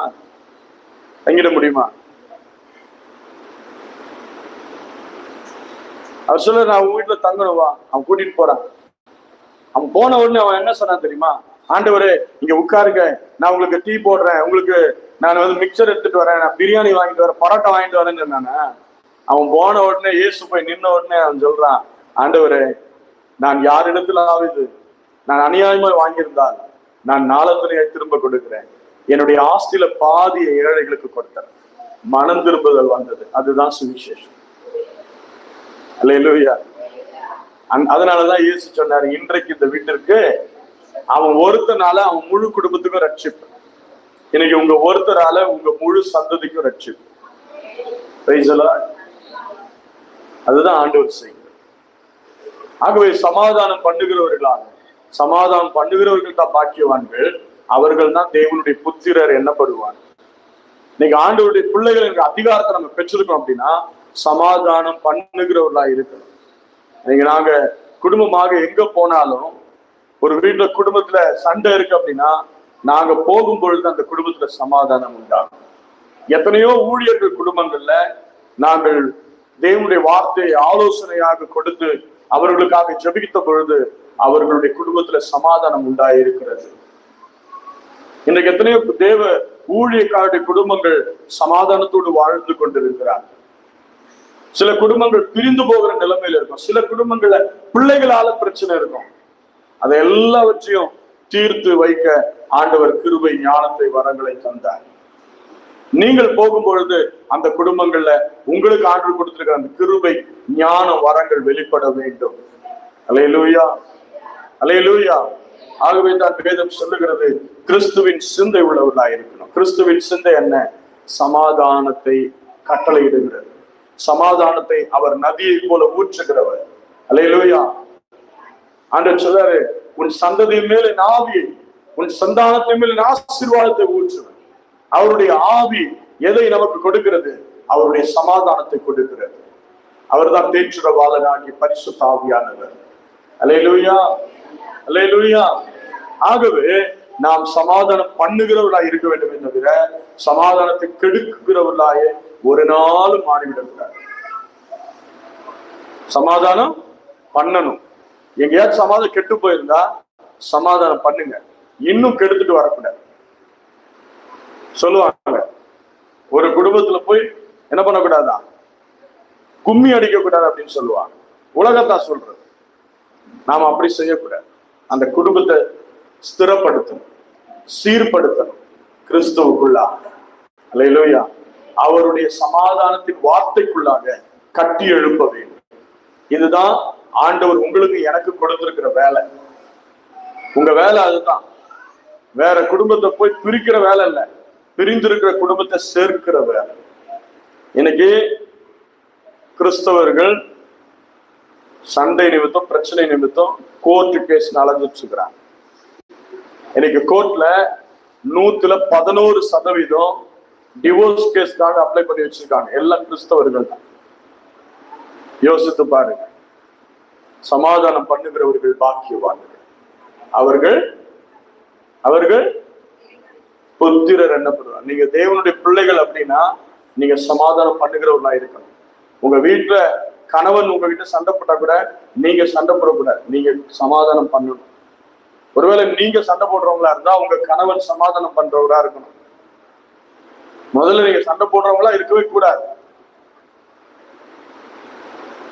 அப்படி இருந்தோம்னா நாம மற்ற குடும்பங்களை கட்டி எழுப்ப முடியாது, மற்ற குடும்பங்களுக்கு ஆலோசனை சொல்ல முடியாது. அவங்க என்ன சொல்லுவாங்க தெரியுமா? முதல்ல போய் உன் குடும்பத்தை பாரு, போய் உன் புருஷனை சரிப்படுத்து, நீ போய் உன் மனைவியை உன் பிள்ளைகளை முதல்ல சரிப்படுத்து, அப்புறம் என் பிள்ளைக்கு சொல்லவா, அப்புறம் என் புருஷனுக்கு என் மனைவிக்கு சொல்லவா. அப்படி யாரும் நம்மள விரல் நீட்டி சொல்லிடக்கூடாது. அப்படி சொல்லிட்டா சாட்சி கெட்டு போயிடும். அதுக்கப்புறம் நம்ம எவ்வளவு பிரயாசப்பட்டாலும் அந்த சாட்சியை கட்டி எழுப்ப முடியாது. அதனால சமாதானம் பண்ணுகிறவர்களாகவே இந்த பூமியில நாம் காணப்பட வேண்டும், வாழ வேண்டும். அல்லேலூயா. சமாதானத்தை இழந்து வாழக்கூடாது. சமாதானத்தை இழந்து வாழ்கிறவர்களை சமாதானத்தினால கட்டி அவர்களை வாழ வைக்க வேண்டும். ஏன்னா இயேசுப்பா நம்மை வாழ வைக்கதான் வந்தாரு, வாழ வைக்கதான் வந்தாரு. நம்மளை வாழ வச்சிட்டு இருக்கிறாரு. நம்மை வாழ வைக்கும் இயேசுப்பாவை மற்றவர்களுக்கு நாம் சொல்லி அவர்களையும் கிறிஸ்துவுக்குள்ள கட்டி எழுப்பி வாழ வைக்க வேண்டும். கிறிஸ்துவோடு இணைத்து அவர்களை வாழ வைக்க வேண்டும். அல்லேலூயா, அல்லேலூயா.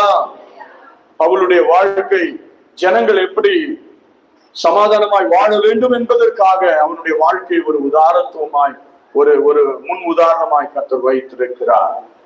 1 கொரிந்தியர் 11 முதல் வசனத்துல பவுல் சொல்றாரு, வாசிங்க. 1 கொரிந்தியர் 11ஆம் அதிகாரம் முதல் வசனத்துல, நான் கிறிஸ்துவை பின்பற்றுகிறது போல பின்பற்றுகிறவர்களா இருங்கள். எவ்வளவு தைரியத்தோடு சொல்றாரு பாருங்க. நான் கிறிஸ்துவை பின்பற்றுறது போல நீங்க என்ன பின்பற்றுங்க, பின்பற்றுங்க. அப்படி நீங்க சொல்லணும். உங்க பிள்ளைகளுக்கு சொல்லணும், உங்க கணவருக்கு சொல்லணும், உங்க மனைவிக்கு சொல்லணும், உங்க சொந்தக்காரங்களுக்கு சொல்லணும், கூட பிறந்தவங்களுக்கு சொல்லணும். அல்லேலூயா, அல்லேலூயா. தேவனுடைய புத்திரர் யார்? யார் தேவனுடைய புத்திரர் என்னப்படுவார்கள்? சமாதானம் பண்ணுகிறவர்கள் பாக்கியவான்கள், இல்லையா? சமாதானம் பண்ணுகிறவர்கள் தான் பாக்கியவான்கள். அதாவது உண்மையான சமாதானம் என்பது நீதியின் அடிப்படையில் கொண்டதா இருக்கிறது. நீதி செய்கிறவர்களா இருக்கணும். ஆண்டவர் சொல்லுகிற வார்த்தைக்கு கீழ்ப்படிவதுதான் நீதி. அல்லேலூயா. ஆண்டவர் நமக்கு கற்றுக் கொடுக்கிற வார்த்தையை அப்படியே செய்வதுதான் நீதி. அப்போ யார் பாக்கியவான்களா இருக்க முடியும்? சமாதானம் பண்ணுகிறவர்கள் மட்டும்தான் பாக்கியவான்களா இருக்க முடியும். அல்லேலூயா, அல்லேலூயா. வேதம் சொல்லுகிறது தீயவர்களுக்கு சமாதானம் இருப்பதில்லை. எரேமியா 6ஆம் அதிகாரம் அதுல 14வது வசனத்தை வாசிங்களேன். எரேமியாவின் புஸ்தகம் 6ஆம் அதிகாரம் 14ஆம் வசனம்.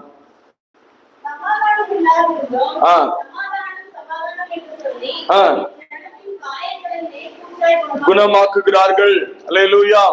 சமாதானம் இல்ல, ஆனா உங்களுக்கு சமாதானம் சொல்லி ஜனங்களுடைய காயங்களை மேற்பூச்சாய் குணமாக்குகிறார்கள். அப்போ ஆழமா குணமாகல.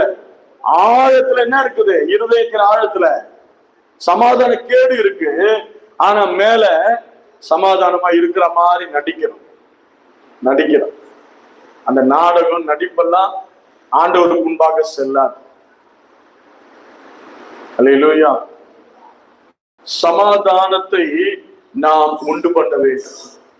தீயவர்களுக்கு சமாதானம் இருப்பதில்லை. நீதிமான்களுடைய வாழ்க்கை சமாதானம் உள்ளதாய் இருக்கிறது. அல்லேலூயா. 85ஆம் சங்கீதம் 10ஆம் வசனத்தை வாசிங்க. தாவீது சொல்றாரு, 85ஆம் சங்கீதம் 10வது வசனம்.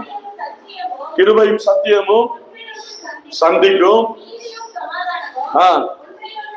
முத்தம் செய்யும். அல்லேலூயா. நீதியும் சமாதானம் ஒன்றை ஒன்று முத்தம் செய்யும்.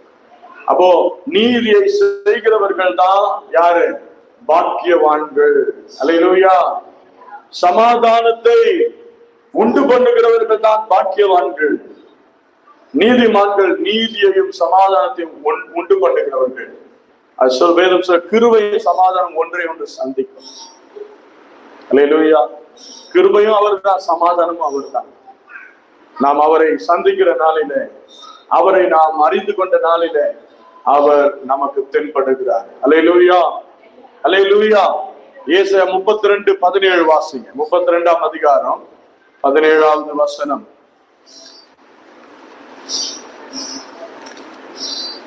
ஏசாயா 32:17. ஆமென். அல்லேலூயா. நீதியின் கிரியை என்னது? சமாதானம். அவர் சமாதானம் பண்ணுகிறவர்கள் நீதி செய்கிறவர்களாய் காணப்பட வேண்டும். ஆண்டவராக இயேசு சொன்னார் யோவான் ஸ்நானகரை பார்த்து, நீ எனக்கு ஞானஸ்நானம் கொடுக்க வேண்டும். அவர் சொல்றாரு, நான் உங்களுக்கு எப்படி ஆண்டவரை கொடுப்பேன்? நீர் என்னிலும் பெரியவர் அல்லவா? அப்ப அவர் சொல்றாரு, இது தேவ நீதி, இந்த நீதியை நான் செய்ய வேண்டும். அல்லேலூயா. ஆமென். இப்ப நீதி செய்யணும்.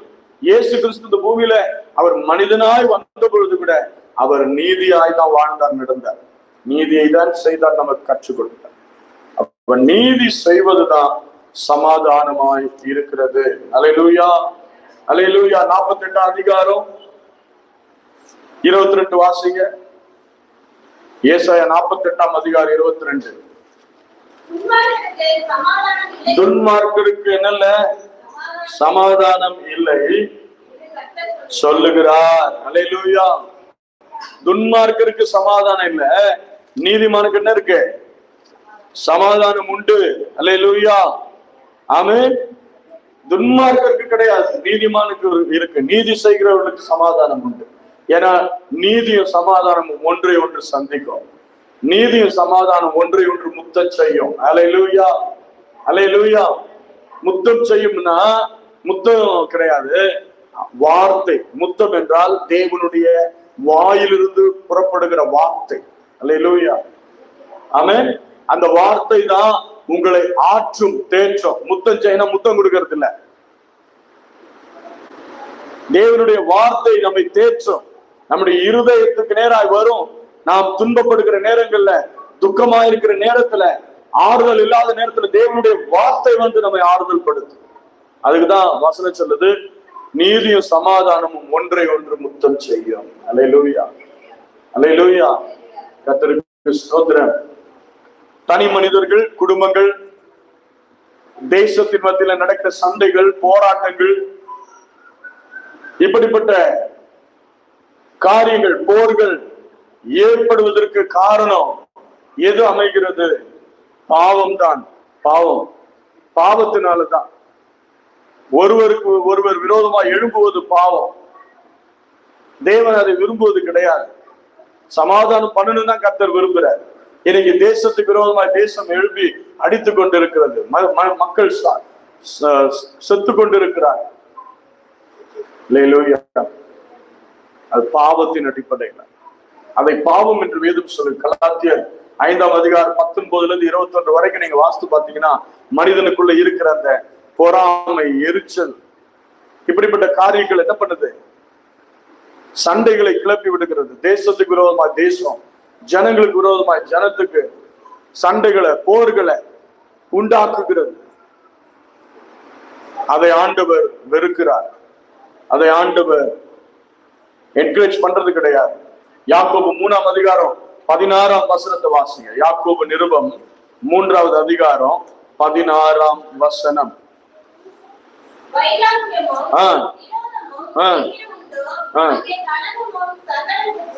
துர்ச்செய்கைகள் உண்டு. எங்க? வைராக்கியம், விரோதம், கலகம். இது பாவம். வசனம் சொல்லுது, இது தேவனுக்கு விரோதமான பாவம், பகை, கலகம். கலகம் பண்றாங்க, அதனாலதான் சண்டை வருது. போர் எழும்ப காரணம் என்ன?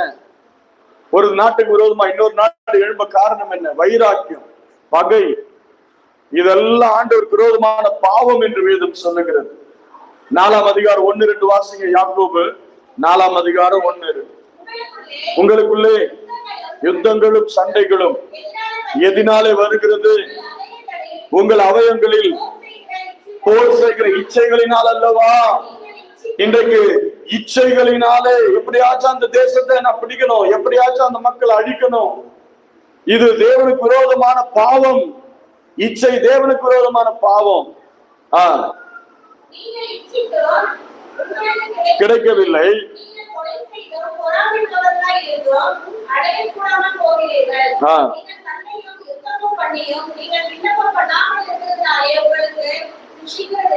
நீங்கள் சண்டை பண்றீங்க, உங்களுக்குள்ள பொறாமை இருக்கு, வைராக்கியம் இருக்கு, கலகம் இருக்கு, கலகம் ஊட்டுறது இருக்கு, கலகம் வைக்கிறது இருக்கு. அதனால உங்களை பிசாசு ஜெபிக்க விட மாட்டேங்கிறான். நீங்க அதுக்காக ஜெபிக்க மாட்டேங்கிறீங்க, ஆனா சண்டை பண்றீங்க, நீங்க கலகம் வைக்கிறீங்க, விரோதிக்கிறீங்க மத்தவங்களை பார்த்து. இந்த வசனங்கள்லாம் நமக்கு தான், கர்த்தருடைய பிள்ளைகளுக்கு தான், நம்முடைய வாழ்க்கை சரி செய்யதான். ரோட்ல போறவங்க வரவங்களுக்கு கிடையாது, புறஜாதிகளுக்கு கிடையாது. இதெல்லாம் ரட்சிக்கப்பட்ட ஜனத்துக்கு. இந்த ரட்சிக்கப்பட்ட ஜனம் ரட்சிப்பை பெற்றுடன் சொல்லி என்ன பண்ணிடக்கூடாது, ஆண்டவரை விட்டு பின்வாங்கி போய்விடக்கூடாது. இப்படிப்பட்ட காரியங்கள் எல்லாம் நம்மை தேவனை விட்டு வழிவிலக செய்கிறதா இருக்கிறது. இதெல்லாம் ஆண்டவர் வெறுக்கிறார். அவர் சமாதானத்தின் காரணம், சமாதான பிரபு, சமாதானத்தை உண்டு பண்ணும் ஆக்கினை அவர் மேல் வந்தது. ஆகவே தான் நமக்கு சமாதானத்தை ஆண்டவர் கொடுத்து கொண்டிருக்கிறார், கொடுத்து கொண்டு இருக்கிறார். அல்லேலூயா. இன்னைக்கு நீங்களும் அவருடைய பிள்ளைகளாய் வாழ வேண்டுமானால் நீங்கள் சமாதானம் பண்ணுகிறவர்களாய் இருக்க வேண்டும். அப்பொழுதுதான் நீங்கள் பாக்கியவதிகளாய் இருக்க முடியும். அப்பொழுதுதான் நீங்கள் தேவனுடைய புத்திரர்கள் என்று பெயர் பெற முடியும். ஞானசானம் எடுக்கிறதுனால மாத்திரம் கிடையாது. நம்ம நினைக்கிற ஞானசானம் எடுத்துட்டா நான் தேவனுடைய பிள்ளை, அந்த அதிகாரத்தை பெற்றுறேன். இல்ல, அந்த அதிகாரத்தை தக்க வைப்பதும் தக்க வைக்காம போறதும் நம்ம கையில தான் இருக்கு. ஆண்டவர் நமக்கு அதிகாரம் கொடுக்கிறாரு, அதை தக்க வைக்கணும் இல்லையா? தக்க வைக்கணுமா இல்லையா? ஆண்டவர் ஆதாமு ஏவாளையும் உருவாக்கி ஏதேன் தோட்டத்துல வச்சாரு. ஆண்டவர் என்ன சொன்னாரு ஆதாம் கிட்ட? இந்த தோட்டத்தை காத்துக்கொள், பண்படுத்து, பக்குவப்படுத்தினார். அவன் பண்ணானா? காத்துக்கொள்ள வேண்டியது நம்முடைய கையில தான். ஏதேன் தோட்டத்தை விட்டு ஆண்டவர் விரட்டி எடுக்க காரணம் என்ன? ஆண்டவர் சொன்னது எதுவுமே அவன் செய்யல, பிசாசு சொன்னதை செஞ்சாங்க. 2 பேரும் மகிமை இழந்து போனாங்க, துரத்தி விடப்பட்டாங்க. நீங்க தேவ சமூகத்தை விட்டு அவருடைய மகிமையை நாம் இழந்து துரத்தி விடப்படுகிறவர்களா இருக்கக்கூடாது. அல்லேலூயா. நீங்களும் நானும் ஏசப்பா வரும்பொழுது நியாயத்திற்கு நாள்ல ஆண்டவர் நம்மளை பார்த்து சொல்லணும், எனக்கு வலதுபுறமா வந்து நில்லுங்கன்னு சொல்லணும். மத்த 25ஆம் அதிகாரத்துல நீங்க வாசித்து பாருங்க, 25, 26 வீட்டுல ஆண்டவர் சொல்றாரு, எனக்கு வலது பக்கத்துல வாங்க, என் வலது பக்கத்துல வந்து நிற்கிறவர்களை பார்த்து சொல்லுவாராம், நீங்கள் எல்லாரும் பாக்கியவான்கள், சந்தோஷமா நீங்க என்ன பண்ணுங்க, நித்திய ஜீவனுக்குள்ள பிரவேசிங்க. இடது பக்கத்துல நிக்கிறவங்களை பார்த்து சொல்லுவாராம், நீ எல்லாம் அந்த அழுகையும் பற்கடிப்பும் நிறைந்தது அந்த நரகத்துக்கு போ. இப்ப எந்த பக்கம் நிக்கணும்னு விரும்புறீங்க? நாங்க எந்த பக்கமும் நிக்க விரும்பலன்றீங்களா? எந்த பக்கம் நிக்கணும்னு விரும்புறீங்க? நம்ம எந்த பக்கம் நிக்கணும்னு விரும்புவோம்? விருப்பமே இல்லைன்றீங்களா? அவர் பார்த்து அவரா செஞ்சா பரவாயில்ல. எத்தனை பேருக்கு நித்திய ஜீவனை பெற்றுக்கணும்னு ஆசை இருக்கு? அப்படின்னா வலது பக்கத்துல நிக்கணும். ஆண்டுடைய சிங்காசனத்துக்கு வலது புறத்துல நம்ம அழைக்கப்படணும், அதுக்காக ஜெபிக்கணும். அல்லேலூயா. அவன் தான் நித்திய ஜீவனுக்கு பிரவேசிப்பான். அதான் அங்க வசனம் சொல்லப்பட்டிருக்கு. மத்தேயு 25வது அதிகாரம் அதுல கடைசி வசனத்துல பாருங்க, 46ஆம் வசனம் 2வது லைன்ல, நீதிமான்களோ நித்திய ஜீவனை அடையவும் போவார்கள் என்றார். அல்லேலூயா. நீதிமான்கள் நித்திய ஜீவனை அடைய போவார்கள். எனக்கு பிரியமானவர்களே, ஆண்டவர் நம்மளை கூப்பிட்டு சொல்லணும். என்ன சொல்லணும்? எனக்கு வலது பாரிசத்துல வந்து நில்லு. யார பார்த்து சொல்லுவாராம்? வலது பக்கத்துல நிக்கிறவங்களை பார்த்து. அவங்க யாரு? அவங்கதான் செம்மறியாடுகள். செம்மறியாடுகள். ஏன் அவங்கள பார்த்து சொல்றாரு?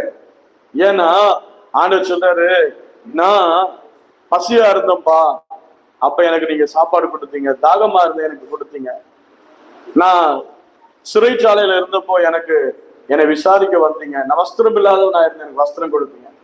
அப்ப அவங்களாம் கேட்பாங்களா, ஆண்டவரே நாங்கள் எப்பொழுது உண்மை வஸ்திரம் இல்லாதவராக, பசி உள்ளவராய், தாகம் உள்ளவராய், சிறையில் உள்ளவராய் கண்டோம் அப்படின்னு கேட்கும் பொழுது ஆண்டவர் சொல்றாரு. அந்த வசனம் ரொம்ப அருமையான வசனம் பாருங்க. 25 அதிகாரம் அதுல 37ஆம் வசனத்தை வாசிங்க.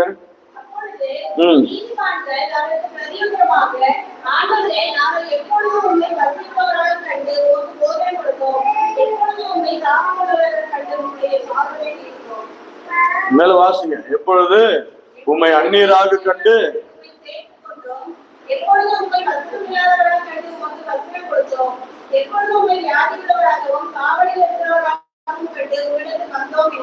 அதற்கு ராஜா, மிகவும் சிறியவராகிய என் சகோதரரான ஒருவனுக்கு நீங்கள் எதை செய்தீர்களோ மெய்யாகவே உங்களுக்கு சொல்லுகிறேன் என்பார். ஹல்லேலூயா. இந்த சிறியரில் மிகவும் சிறியவர்கள் யார்? அது அனாதைகள், திக்கற்றவர்கள், விதவைகள், ஏழைகள்.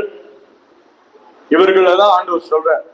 இன்னைக்கு எத்தனை பேரு அனாதைகளுக்கு சாப்பாடு கொடுக்குறீங்க, துணிமணி கொடுக்குறீங்க, உங்க பணத்தினால உதவி செய்யறீங்க. ஆகாரம் இல்லாதவர்களுக்கு எத்தனை பேரு 2 இட்லி வாங்கி கொடுக்குறீங்க. நல்ல வஸ்திரம் அவங்களால போட முடியாம இருக்கும். அந்த மாதிரி பிள்ளைகளுக்கு, அந்த மாதிரி மக்களுக்கு எத்தனை பேர் உதவி செய்யறீங்க. எத்தனை விதவைகளை நீங்க போஷிக்கிறீங்க. விதவைகள், கணவனால் கைவிடப்பட்டவர்கள், கணவன் மரித்திருப்பார், அவங்களால ஒண்ணும் செய்ய முடியாது. அப்படிப்பட்ட விதவைகளுக்கு சபைதான் கை கொடுக்கணும், மக்கள் தான் உதவி செய்ய வேண்டும். ஒருவேளை நீங்க செய்ய முடியாட்டினாலும் யார் அந்த ஊழியத்தை செய்யறாங்களோ அந்த ஊழியத்தை நீங்கள் அறிந்து தாங்க வேண்டும். அல்லேலூயா. நீதிமான்களை பார்த்து சொல்லுவாரா, நீங்க எல்லாம் என் வலது பக்கத்துல வந்து நில்லுங்க. ஏன்னா நீங்க என்ன வியாதி உள்ளவராக கண்டு பொழுது என்ன பண்ணீங்க? என்னை விசாரிச்சுங்க. நான் வஸ்திரம் இல்லாதவனா இருந்தப்போ எனக்கு வஸ்திரம் கொடுத்தீங்க, பசியா இருந்தப்போ பசியை தீர்த்தீங்க. இதெல்லாம் யாருக்கு செய்தது? ஏழைகள், திக்கற்றவர்கள், விதவைகள், அனாதைகள். வேதம் சொல்லுகிறது, அனாதைகளுக்கும் திக்கற்றவர்களுக்கும் அவரே தகப்பனாக இருக்கிறார். நீங்க அவங்களை கனம் பண்ணீங்கன்னா, அவங்கள போஷித்தீங்கன்னா, அவங்களுக்கு கொடுத்தீங்கன்னா நீங்க கர்த்தருக்கு செய்யறது. ஆண்டவர் சொல்லுவாரு, நீதிமான்கள் நித்திய ஜீவனை சுதந்திரிக்கும்படி போவார்கள். வாங்க வாங்க வாங்க.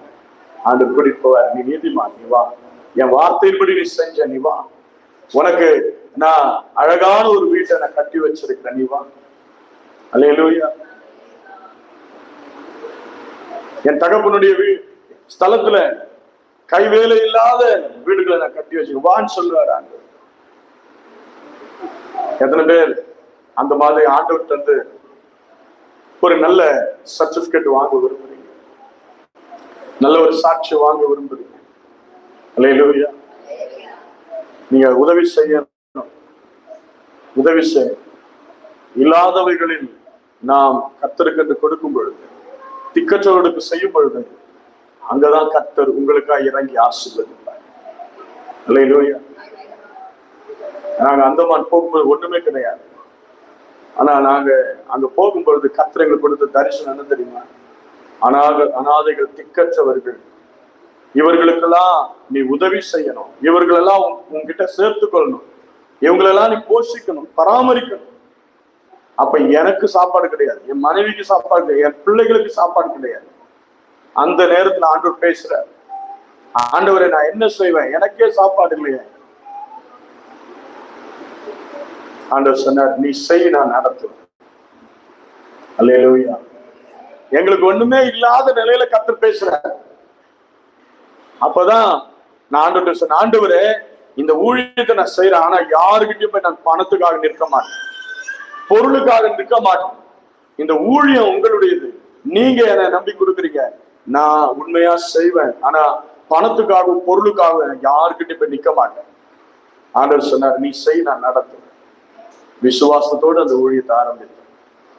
இன்றைக்கு வரைக்கும் அநேக பெண் பிள்ளைகளை நாங்கள் எடுத்து வளர்க்க, படிக்க வைக்க ஆண்டவர் உதவி செய்திருக்கிறார். 3 பிள்ளைகளுக்கு திருமணம் செய்து வைத்திருக்கிறோம். அல்லேலூயா. எனக்கு பிரியமானவர்களே, இப்படிப்பட்ட ஊழியத்தை நீங்கள் செய்ய வேண்டும், அல்லது இந்த ஊழியங்களை நீங்கள் தாங்க வேண்டும். ஆமென். ஆண்டவர் சொல்றாரு, நீங்கள் நீதிமான்களா இருக்கணும். ஆண்டவர் உங்களை பார்த்து சொல்லணும்னா ஆண்டவர் சொல்ற வார்த்தையின்படி நாம் செய்ய வேண்டும். அல்லேலூயா, அல்லேலூயா. இவர்கள் தான் சமாதானம் பண்ணுகிறவர், இவர்கள் தான் பாக்கியவான்களாய் மாற முடியும். இவர்களால் தேவனுடைய புத்திரர் என்னப்படுவார். அல்லேலூயா.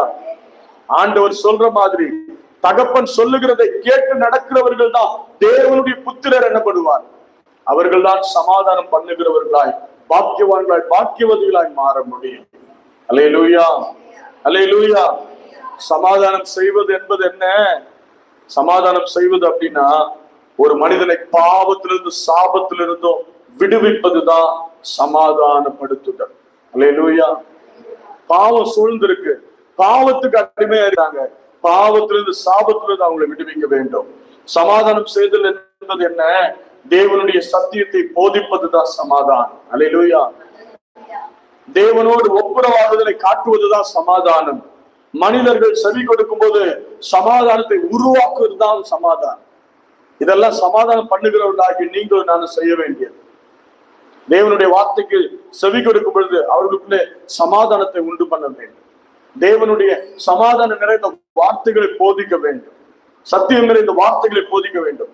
பாவம் எது, சாபம் எது, ரட்சிப்பு எது, போதிப்பது நம்முடைய வேலை. சமாதானம் பண்ணுகிறவருடைய வேலையா இருக்கிறது.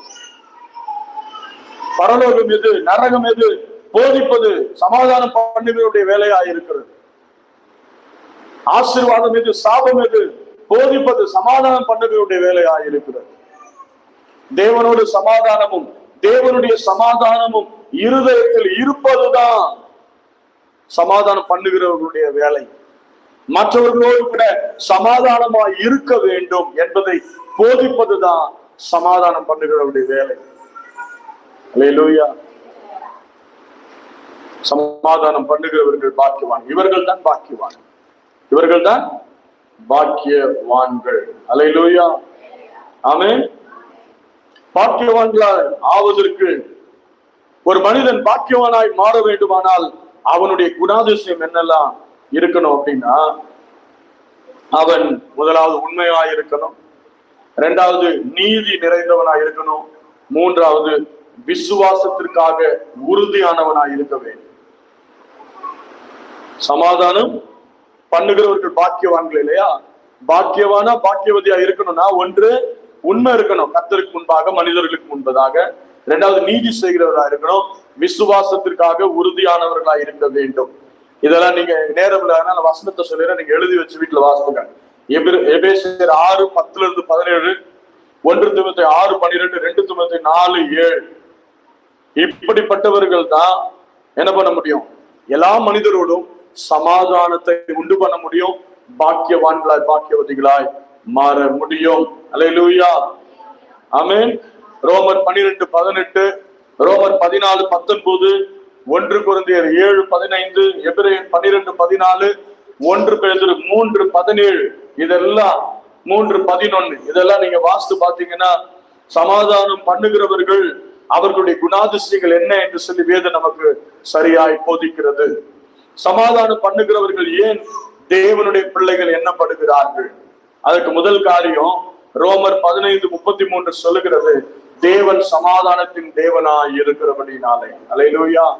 அவர் சமாதானத்தின் தேவனாய் இருக்கிறபடினாலே சமாதானம் பண்ணுகிறவர்கள் தேவனுடைய பிள்ளைகள் எண்ணப்படுகிறார்கள். அல்லேலூயா. தகப்பனுடைய எண்ணங்கள், தகப்பனுடைய இருதயம் எப்படியோ அப்படிதான் பிள்ளைகளுடைய இருதயம் இருக்கும். அல்லேலூயா. ஆமென். அப்ப சமாதானம் பண்ணுகிறவராய் இருக்கிறபடினாலே, அவர் சமாதானத்தின் தேவனாய் இருக்கிறபடினாலே அவருடைய பிள்ளைகளும் அப்படிதான் இருப்பாங்க. ரோமர் 16:20 தான் சொல்லுது. இரண்டாவது, ஏன் சமாதானம் பண்ணுகிறவர்கள் தேவனுடைய பிள்ளைகள் என்று சொல்லப்படுகிறார்கள்? எந்த விலைக்கிரயத்தையும் ஏற்றுக்கொள்பவராக அவர் இருக்கிறார். அவர் எந்த விலைக்கிரயத்தை ஏற்றுக்கொள்கிறவராக இருக்கிறார். அதனாலதான் இயேசு கிறிஸ்து பிதாவின் சித்தத்தை செய்து முடிக்கும்படி இந்த உலகத்துக்கு வெளிப்பட்டார். அவர் 3 முறை ஜெபிக்கிறார் கெத்செமனே தோட்டத்துல. ஆண்டவரே, பிதாவே, இந்த பாத்திரம் நீங்க கூடுமானால் நீங்க செய், ஆகிலும் உங்களுடைய சித்தத்தின்படி ஆக கடவுள். 3 முறை ஜெபிக்கிறார். 3 ஜெபத்துக்கு பிறகு பதிலே வரல. அவர் தன்னை பிதாவின் சித்தத்தை செய்து முடிப்பதற்கு அவர் தன்னை அர்ப்பணித்து விட்டார், ஒப்பு கொடுத்து விட்டார். சிலுவையில நமக்காய் ரத்தம் சிந்தி ஜீவனை கொடுத்தார். 3ஆம் நாளில் உயிரோடு எழுந்தார். இன்றைக்கு அதிகாரம் உள்ளவராய் அவருடைய பிள்ளைகளாக நம்மை அவர் ரட்சித்துக் கொண்டு வருகிறார். அல்லேலூயா, அல்லேலூயா. சமாதானம் பண்ணுகிறவர்கள் ஏன் தேவனுடைய பிள்ளைகள் என்று சொல்லப்படுகிறார்கள்? 3வது, நீதிக்காக எந்த தூரத்திற்கும் செல்பவராய் அவர் இருக்கிறார். வேதம் சொல்லுகிறது, பாவம் அறியாத அவரை தேவன் பாவமாக்கினார் என்று வேதம் சொல்லுகிறது. நமக்காக அவர் பாவமானார். அல்லேலூயா. அவர் எந்த தூரத்திற்கும் நமக்காய் செல்லுகிறவர். அவரால் உண்டாக்கப்பட்ட மக்களை மீட்டெடுப்பதற்கு எந்த தூரத்திற்கும் போகிறவர். சொல்லுவாங்கல்ல, எங்க அப்பா எவ்வளவு நான் என்ன கேட்டாலும் செய்வார், எந்த தூரத்துக்கு வேணாலும் போவார். அந்த மாதிரிதான் நம்முடைய தகப்பன் அவர், நம்முடைய சகோதரன் அவர். அவர் நமக்காக எந்த தூரத்திற்கும் அவர் செல்பவராய் இருக்கிறார். மத்தேயு 5:6, பிலிப்பியர் 2ஆம் அதிகாரம் 6-8 இந்த வசனங்களை நீ வாசித்து பாருங்க. அவர் பிதாவின் சித்தத்தை செய்து முடிக்க தன்னை அர்ப்பணித்தார். அல்லேலூயா. சமாதானம் பண்ணுகிறவர்கள் ஏன் தேவனுடைய பிள்ளைகள் என்று சொல்லப்படுகிறார்கள்? 1 தெசலோனிக்கர் 5:23 சொல்லுகிறது, மனிதர்களை தம்முடன் சமாதானத்திற்குள் கொண்டு வருபவராக அவர் இருக்கிறார். அவருடைய குணாதிசயங்கள் நமக்குள்ள வரணும். அவருடைய பிள்ளைகள் சொல்றோம் இல்லையா, நமக்குள்ள அந்த குணாதிசயம் வரணும். எந்த மனிதனையும் சமாதானப்படுத்தி சமாதானத்தின் வாழ்க்கையில கொண்டு வர வேண்டும். அல்லேலூயா. கர்த்தருக்கு ஸ்தோத்திரம். நாம் அவரை போல, இயேசு கிறிஸ்துவை போல இருக்கும் பொழுது சமாதானத்தின் தேவனுடைய பிள்ளைகளாக நம்ம எல்லாரும் கருதப்படுவோம். ஆமென். மத்தேயு 5:16 சொல்லுகிறது, மனுஷர் உங்கள் நற்கிரியைகளை கண்டு பரலோகத்தில் இருக்கிற உங்கள் பிதாவை மகிமைப்படுத்தும்படி உங்கள் வெளிச்சம் அவர்கள் முன்பாக பிரகாசிக்க கடவுது. மனிதர்கள் உங்களை பார்த்து, உங்கள் நற்கிரியைகளை பார்த்து என்ன சொல்லணும்? இயேசு கிறிஸ்துவுக்குள்ள இருக்கிற அந்த வெளிச்சம் உங்கள் மூலமாய் அவர்களுக்குள்ளே பிரகாசிக்க வேண்டும். அல்லேலூயா. நற்கிரியை என்பது என்ன? மற்றவர்களுக்கு இரக்கம் காண்பிப்பதுதான் நற்கிரியை. இயன்ற உதவியை செய்வதுதான் நற்கிரியை. 3வது, தங்கள் கிரியைகளுக்கு மூலமாக தேவனை மகிமைப்படுத்துவதுதான் நற்கிரியை. இதுதான் நாம் இந்த மாதிரியான நற்கிரியைகள் மூலமா தான் தேவனுடைய ஒளியை அவர்கள் மேல் பிரகாசிக்க செய்ய முடியும். அல்லேலூயா, அல்லேலூயா, அல்லேலூயா. எல்லாரும் எழுந்து நிற்போமா?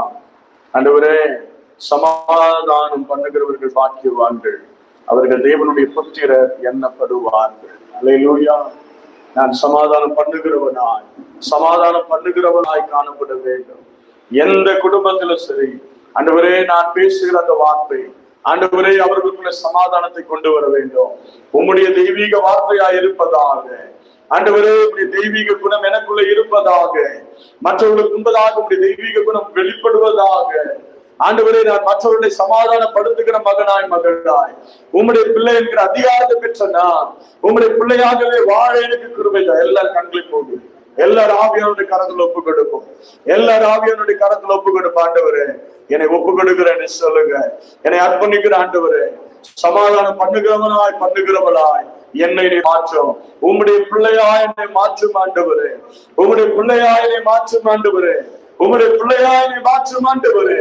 நான் எப்பொழுதும் உம்முடைய வருகை மட்டும் உம்முடைய பிள்ளையாய் இருந்து உங்களோடு நான் கடந்து வர ஆண்டவரே சந்திக்க என்னை ஆயத்தப்படுத்தும். ஆண்டவரே, பரலோகத்துக்கு சொந்தக்காரியாய் என்னை மாற்றும்.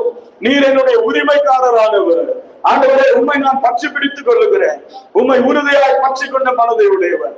உண்மையை நம்பி இருக்கிறபடியால் நீர் அவனை பூரண சமாதானத்துடன் காத்துக் கொள்வீர் என்ற வார்த்தைப்படி நீர் என்னை சமாதானத்தோடு வாழ செய்கிறார். சமாதானத்தை போதிக்க வைப்பீரார்.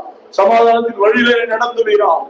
வல்லமையான காரியங்களை என் மூலமாய் வெளிப்படுத்துவீராக.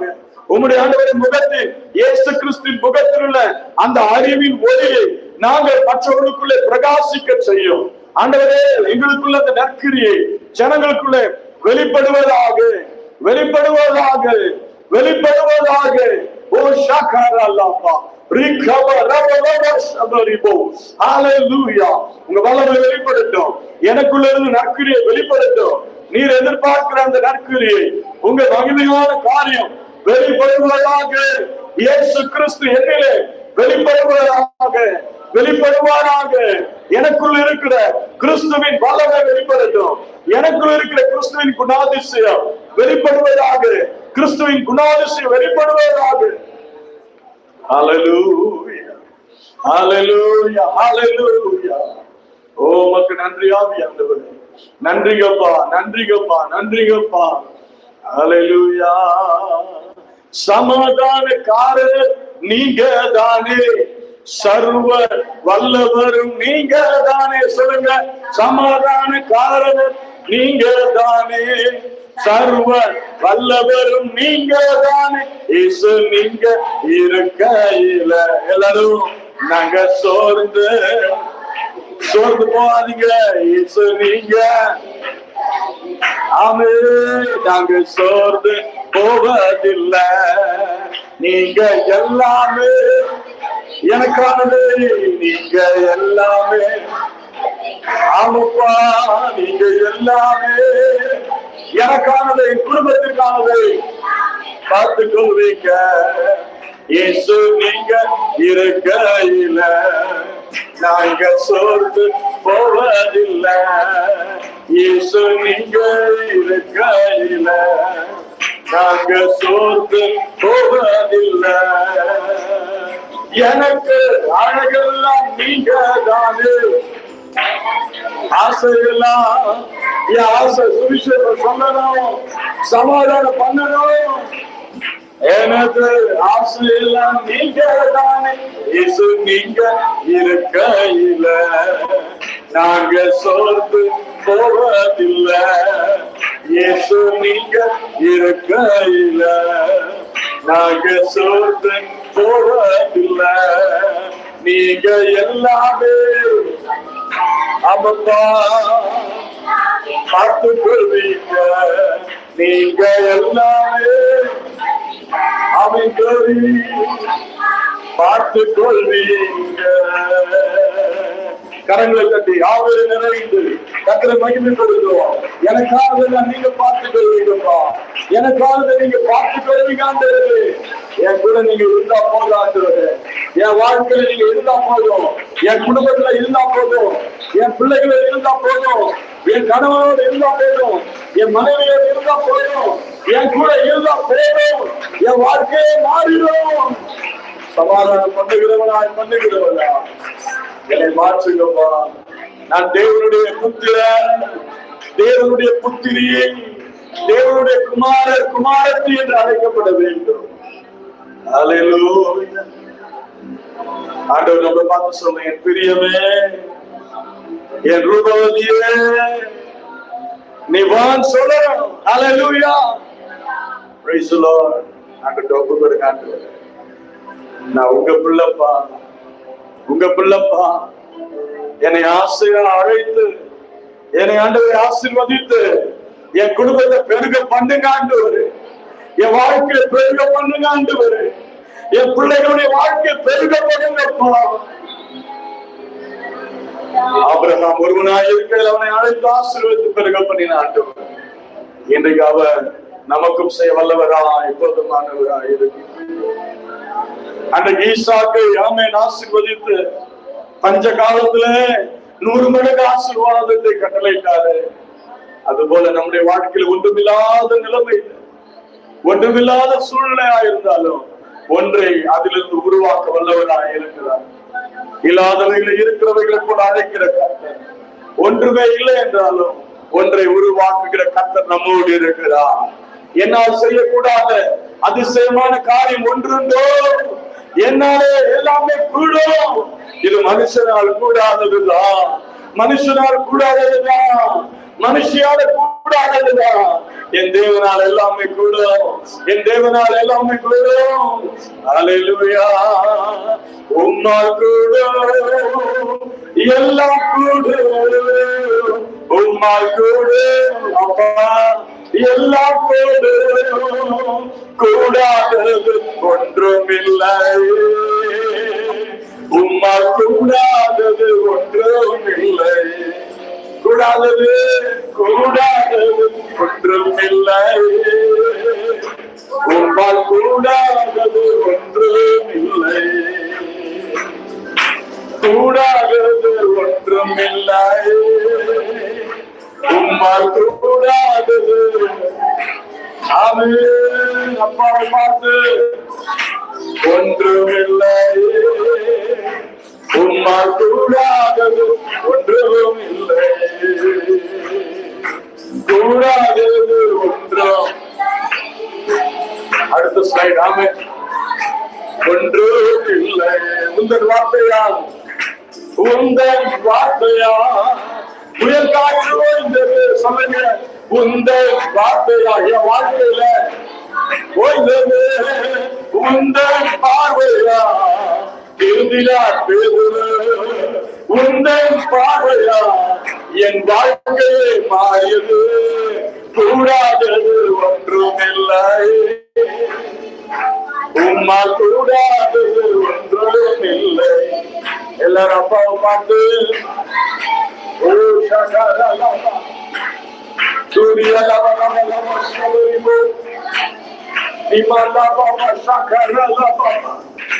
எல்லாரும் அப்பாவை பார்த்து கூடாதது ஒன்று இல்லப்பா, உம்மால் கூடாதது ஆண்டவரே எல்லாமே உம்மால் கூடும். விசுவாசிக்கிறவர்கள் கரங்களை தட்டி ஆவியானவர் மகிழ்ச்சிப்படுத்துகிறார். எல்லாமே உம்மால் கூடும். இயேசுவால கூடாத ஒன்று இல்லை. அல்லேலூயா. அன்னைக்கு நாயுடு விதவை தன் மகனை இழந்து தவித்த பொழுது அவர் அவள் மீது மறந்துருக்கி அவருடைய அந்த வாலிப பிள்ளையை அவர் உயிரோடு எழுப்பினார். எனக்கு பிரியமானவர்களே, நீங்க நினைக்கலாம் என் வாழ்க்கையில எல்லாம் மரித்த நிலையில தான் இருக்கு, என் வாழ்க்கையில ஒண்ணுமே நான் செய்ய முடியாத நிலையில தான் இருக்கிறேன், ஒரு மரித்த சடலத்தை போலதான் நான் இருக்கிறேன், என் வாழ்க்கை இருக்கிறது நீங்க நினைக்கலாம். நீங்க யாரா இருந்தாலும் சரி, அன்றைக்கு நாயில ஒரு விதவைக்கு செய்த அற்புதம் உங்க வாழ்க்கையில அவர் செய்ய போதுமானவராக இருக்கிறார். அன்றைக்கு எதிருக்கு செய்த அற்புதம் உங்க வாழ்க்கையில அவர் செய்ய வல்லவராக இருக்கிறார். என் பிள்ளை என் பேச்ச கேட்க மாட்டேங்குது, ஒரு நடைபெணமா தான் இருக்குது.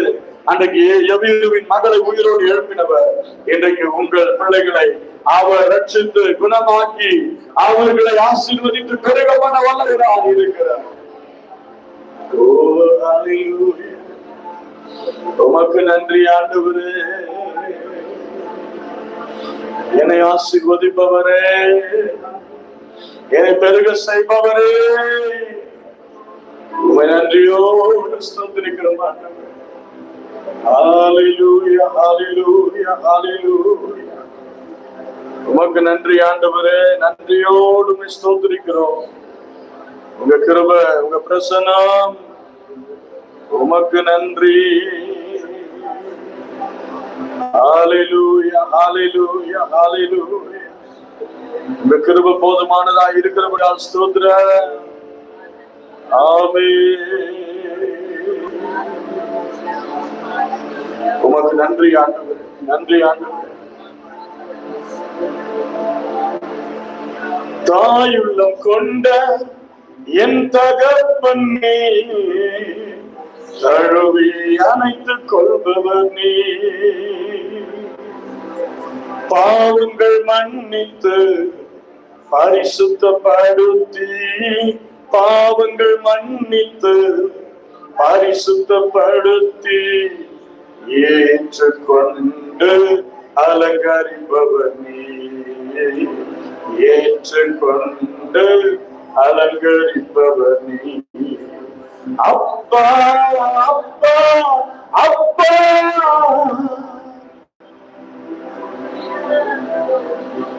நன்றி ஆண்டவரே.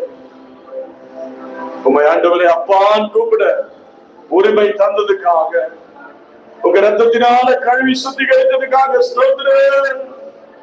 உமக்கு நன்றி. அப்பா அப்பா அப்பா, உம்மை கூப்பிட உரிமை தந்தீரே. அப்பா அப்பா அப்பா, உறவை தந்தீரே. நீர்தானே எனக்கு எல்லாம், நீரே என் அன்பு தகப்பன். நீர்தானே எனக்கு எல்லாம், நீரே என் அன்பு தகப்பன். எல்லாரும் சொல்லுங்க, நீர்தானே எனக்கு, நீர்தான் அன்பு தகப்பன், நீர்தானே அன்பு தகப்பன். உங்களுடைய பிள்ளையாய் நான் ஆண்டவனே வாஞ்சிக்கிறான். உங்க பிள்ளையாய் நான் மாற ஒப்புக் கொள்ளுகிறேன். உங்களுடைய பிள்ளை என்கிற அதிகாரத்தை பெற்றுக்கொள்ள நான் வாஞ்சியாக இருக்கிறேன். அந்த அதிகாரத்தை நான் காத்துக் கொள்ளுவேன். ஆண்டவனே என்னை பரிசுத்தப்படுத்துக்கப்பா, என்னை பரிசுத்தப்படுத்தி ரத்தத்தினால எனக்கு அந்த உறவை தந்தீர. பிள்ளைங்கிற உறவை தந்தீர, பிள்ளைங்கிற உறவை தந்தீரே. நீர்தானே எனக்கு எல்லாம், எனக்கு எல்லாவற்றிலும் எல்லாமா இருக்கிறீர். நீர்தானே எனக்கு எல்லாம், நீரே என் அன்பு தகப்பன். எல்லாரும் சொல்லுங்க, நீர்தானே எனக்கு எல்லாம், நீரே என் அன்பு தகப்பன். நீர்தானே எனக்கு எல்லாம். இந்த உலகத்துல வேற ஒருவர் இல்லப்பா, உண்மை தவிர வேறு ஒருவர் இல்லை. ஆண்டவரே நீர்தான் எனக்கு அன்பு தகப்பன், நீர்தான் எனக்கு தகப்பன். நான் உடைய பிள்ளை, நான் உடைய பிள்ளை, நான் உடைய பிள்ளை, நான் உடைய பிள்ளை. அன்பு தகப்பன். எல்லாரும் சொல்லுவான், நீர்தானே எனக்கு எல்லாம், நீரே என் அன்பு தகப்பன். தாழ்வில் இருந்த என்னை தூக்கி நீரப்பா, உயர்ந்த ஸ்தானத்திலே உயர்த்தி நீரப்பா. தாழ்வில் இருந்த என்னை தூக்கி நீரப்பா, உயர்ந்த ஸ்தானத்திலே உயர்த்தி நீரப்பா. எப்போதும் என் கூட இருக்கிறீங்கப்பா. சொல்லுமா, எப்போதும் என் கூட இருக்கிறீங்கப்பா. கரத்தை பிடித்து நடத்துறீங்க அப்பா, கரத்தை பிடித்து நடத்துறீங்கப்பா.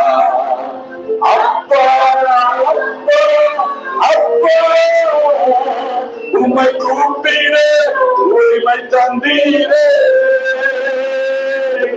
அப்பா அப்பா அப்பா, உம் ரத்தத்தால் உறவை தந்தீரே. நீர்தானே எனக்கு எல்லாம், நீரே அன்பு தகப்பன். ஆமென். நீர்தானே எனக்கு எல்லாம், நீரே அன்பு தகப்பன். நீர்தானே எனக்கு எல்லாம், நீரே அன்பு தகப்பன். அமர்வா, நீர்தானே எனக்கு எல்லாம், நீரே அன்பு தகப்பன். சோர்ந்து போன நேரத்துல, சத்துவம் இல்லாமல் இருந்த நேரத்தில் ஆண்டவர் கொடுத்த அருமையான பாடல். அவர்தான் நமக்கு எல்லாவற்றிலும் எல்லாமா இருக்கிறார். அவர்தான் நம்முடைய அன்பு தகப்பன். நாம் அவருடைய பிள்ளைகளாய் இருக்கிறோம். அவருடைய பிள்ளைகளாய் மாறினதற்கு நாம் எவ்வளவு பாக்கியசாலிகளாய் இருக்கிறோம். நீர்தானே எனக்கு எல்லாம், நீரே அன்பு தகப்பன், அவர்தான் நீர்தானே எனக்கு எல்லாம், நீரே அன்பு தகப்பன். அப்பா அப்பா அப்பா, உம்மை கூப்பிட உரிமை தந்தீரே. அப்பா அப்பா அப்பா, உம் ரத்தத்தால் உறவை தந்தீரே. நீர்தானே எனக்கு எல்லாம், நீரே அன்பு தகப்பன். அப்பா எனக்கு எல்லாம்,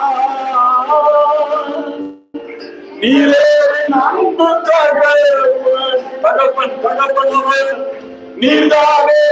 எல்லாரும் சொல்லுங்க, எல்லாரும் சொல்லுங்க, நீர்தானே எனக்கு எல்லாம். எல்லாவற்றிலும் எல்லாமாய் மாறினவர், தாயிலும் மேலானவர், தகப்பனிலும் மேலானவர், எல்லா உறவுகளிலும் மேலானவர். அன்பு கரங்களை தட்டி ஆவியானவர் மகிமைப்படுத்தும். ஹல்லேலூயா ஹல்லேலூயா. நன்றி கப்பா, நன்றி கப்பா. ஆண்டவரே, பிள்ளை என்கிற அதிகாரத்தை தந்தீர் ஐயா.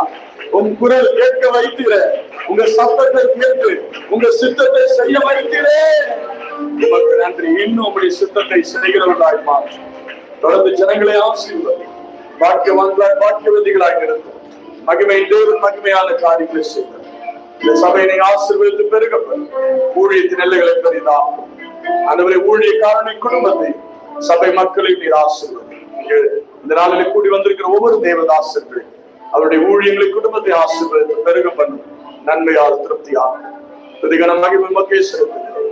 நாங்கள் எப்பொழுதும் சமாதானம் பண்ணுகிறவர்களாய் எங்களை மாற்றும். இயேசுவின் நாமத்தில் ஜெபிக்கிறோம் எங்கள் ஜீவனுள்ள நல்ல பிதாவே. ஆமென் ஆமென். ஹல்லேலூயா ஹல்லேலூயா ஹல்லேலூயா. கர்த்தருடைய ஆசீர்வதிப்பாராக. தொடர்ந்து எங்களுக்கு ஜெபியுங்கள். நாங்கள் உங்களுக்காக ஜெபித்துக் கொள்வோம். ஆமென். Praise the Lord. நல்ல வாய்ப்புக்காக அருமையான பாஸ்டர் அவர்களுக்கு நான் என்னுடைய உள்ளத்தின் ஆழத்திலிருந்து குடும்பத்தின் சார்பாக எங்களுடைய மகிமையின் சுவிசேஷ ஊழியத்தின் சார்பாக நாங்கள் அவர்களுக்கு வாழ்த்துக்களை நன்றிகளை தெரிவித்துக் கொள்கிறோம்.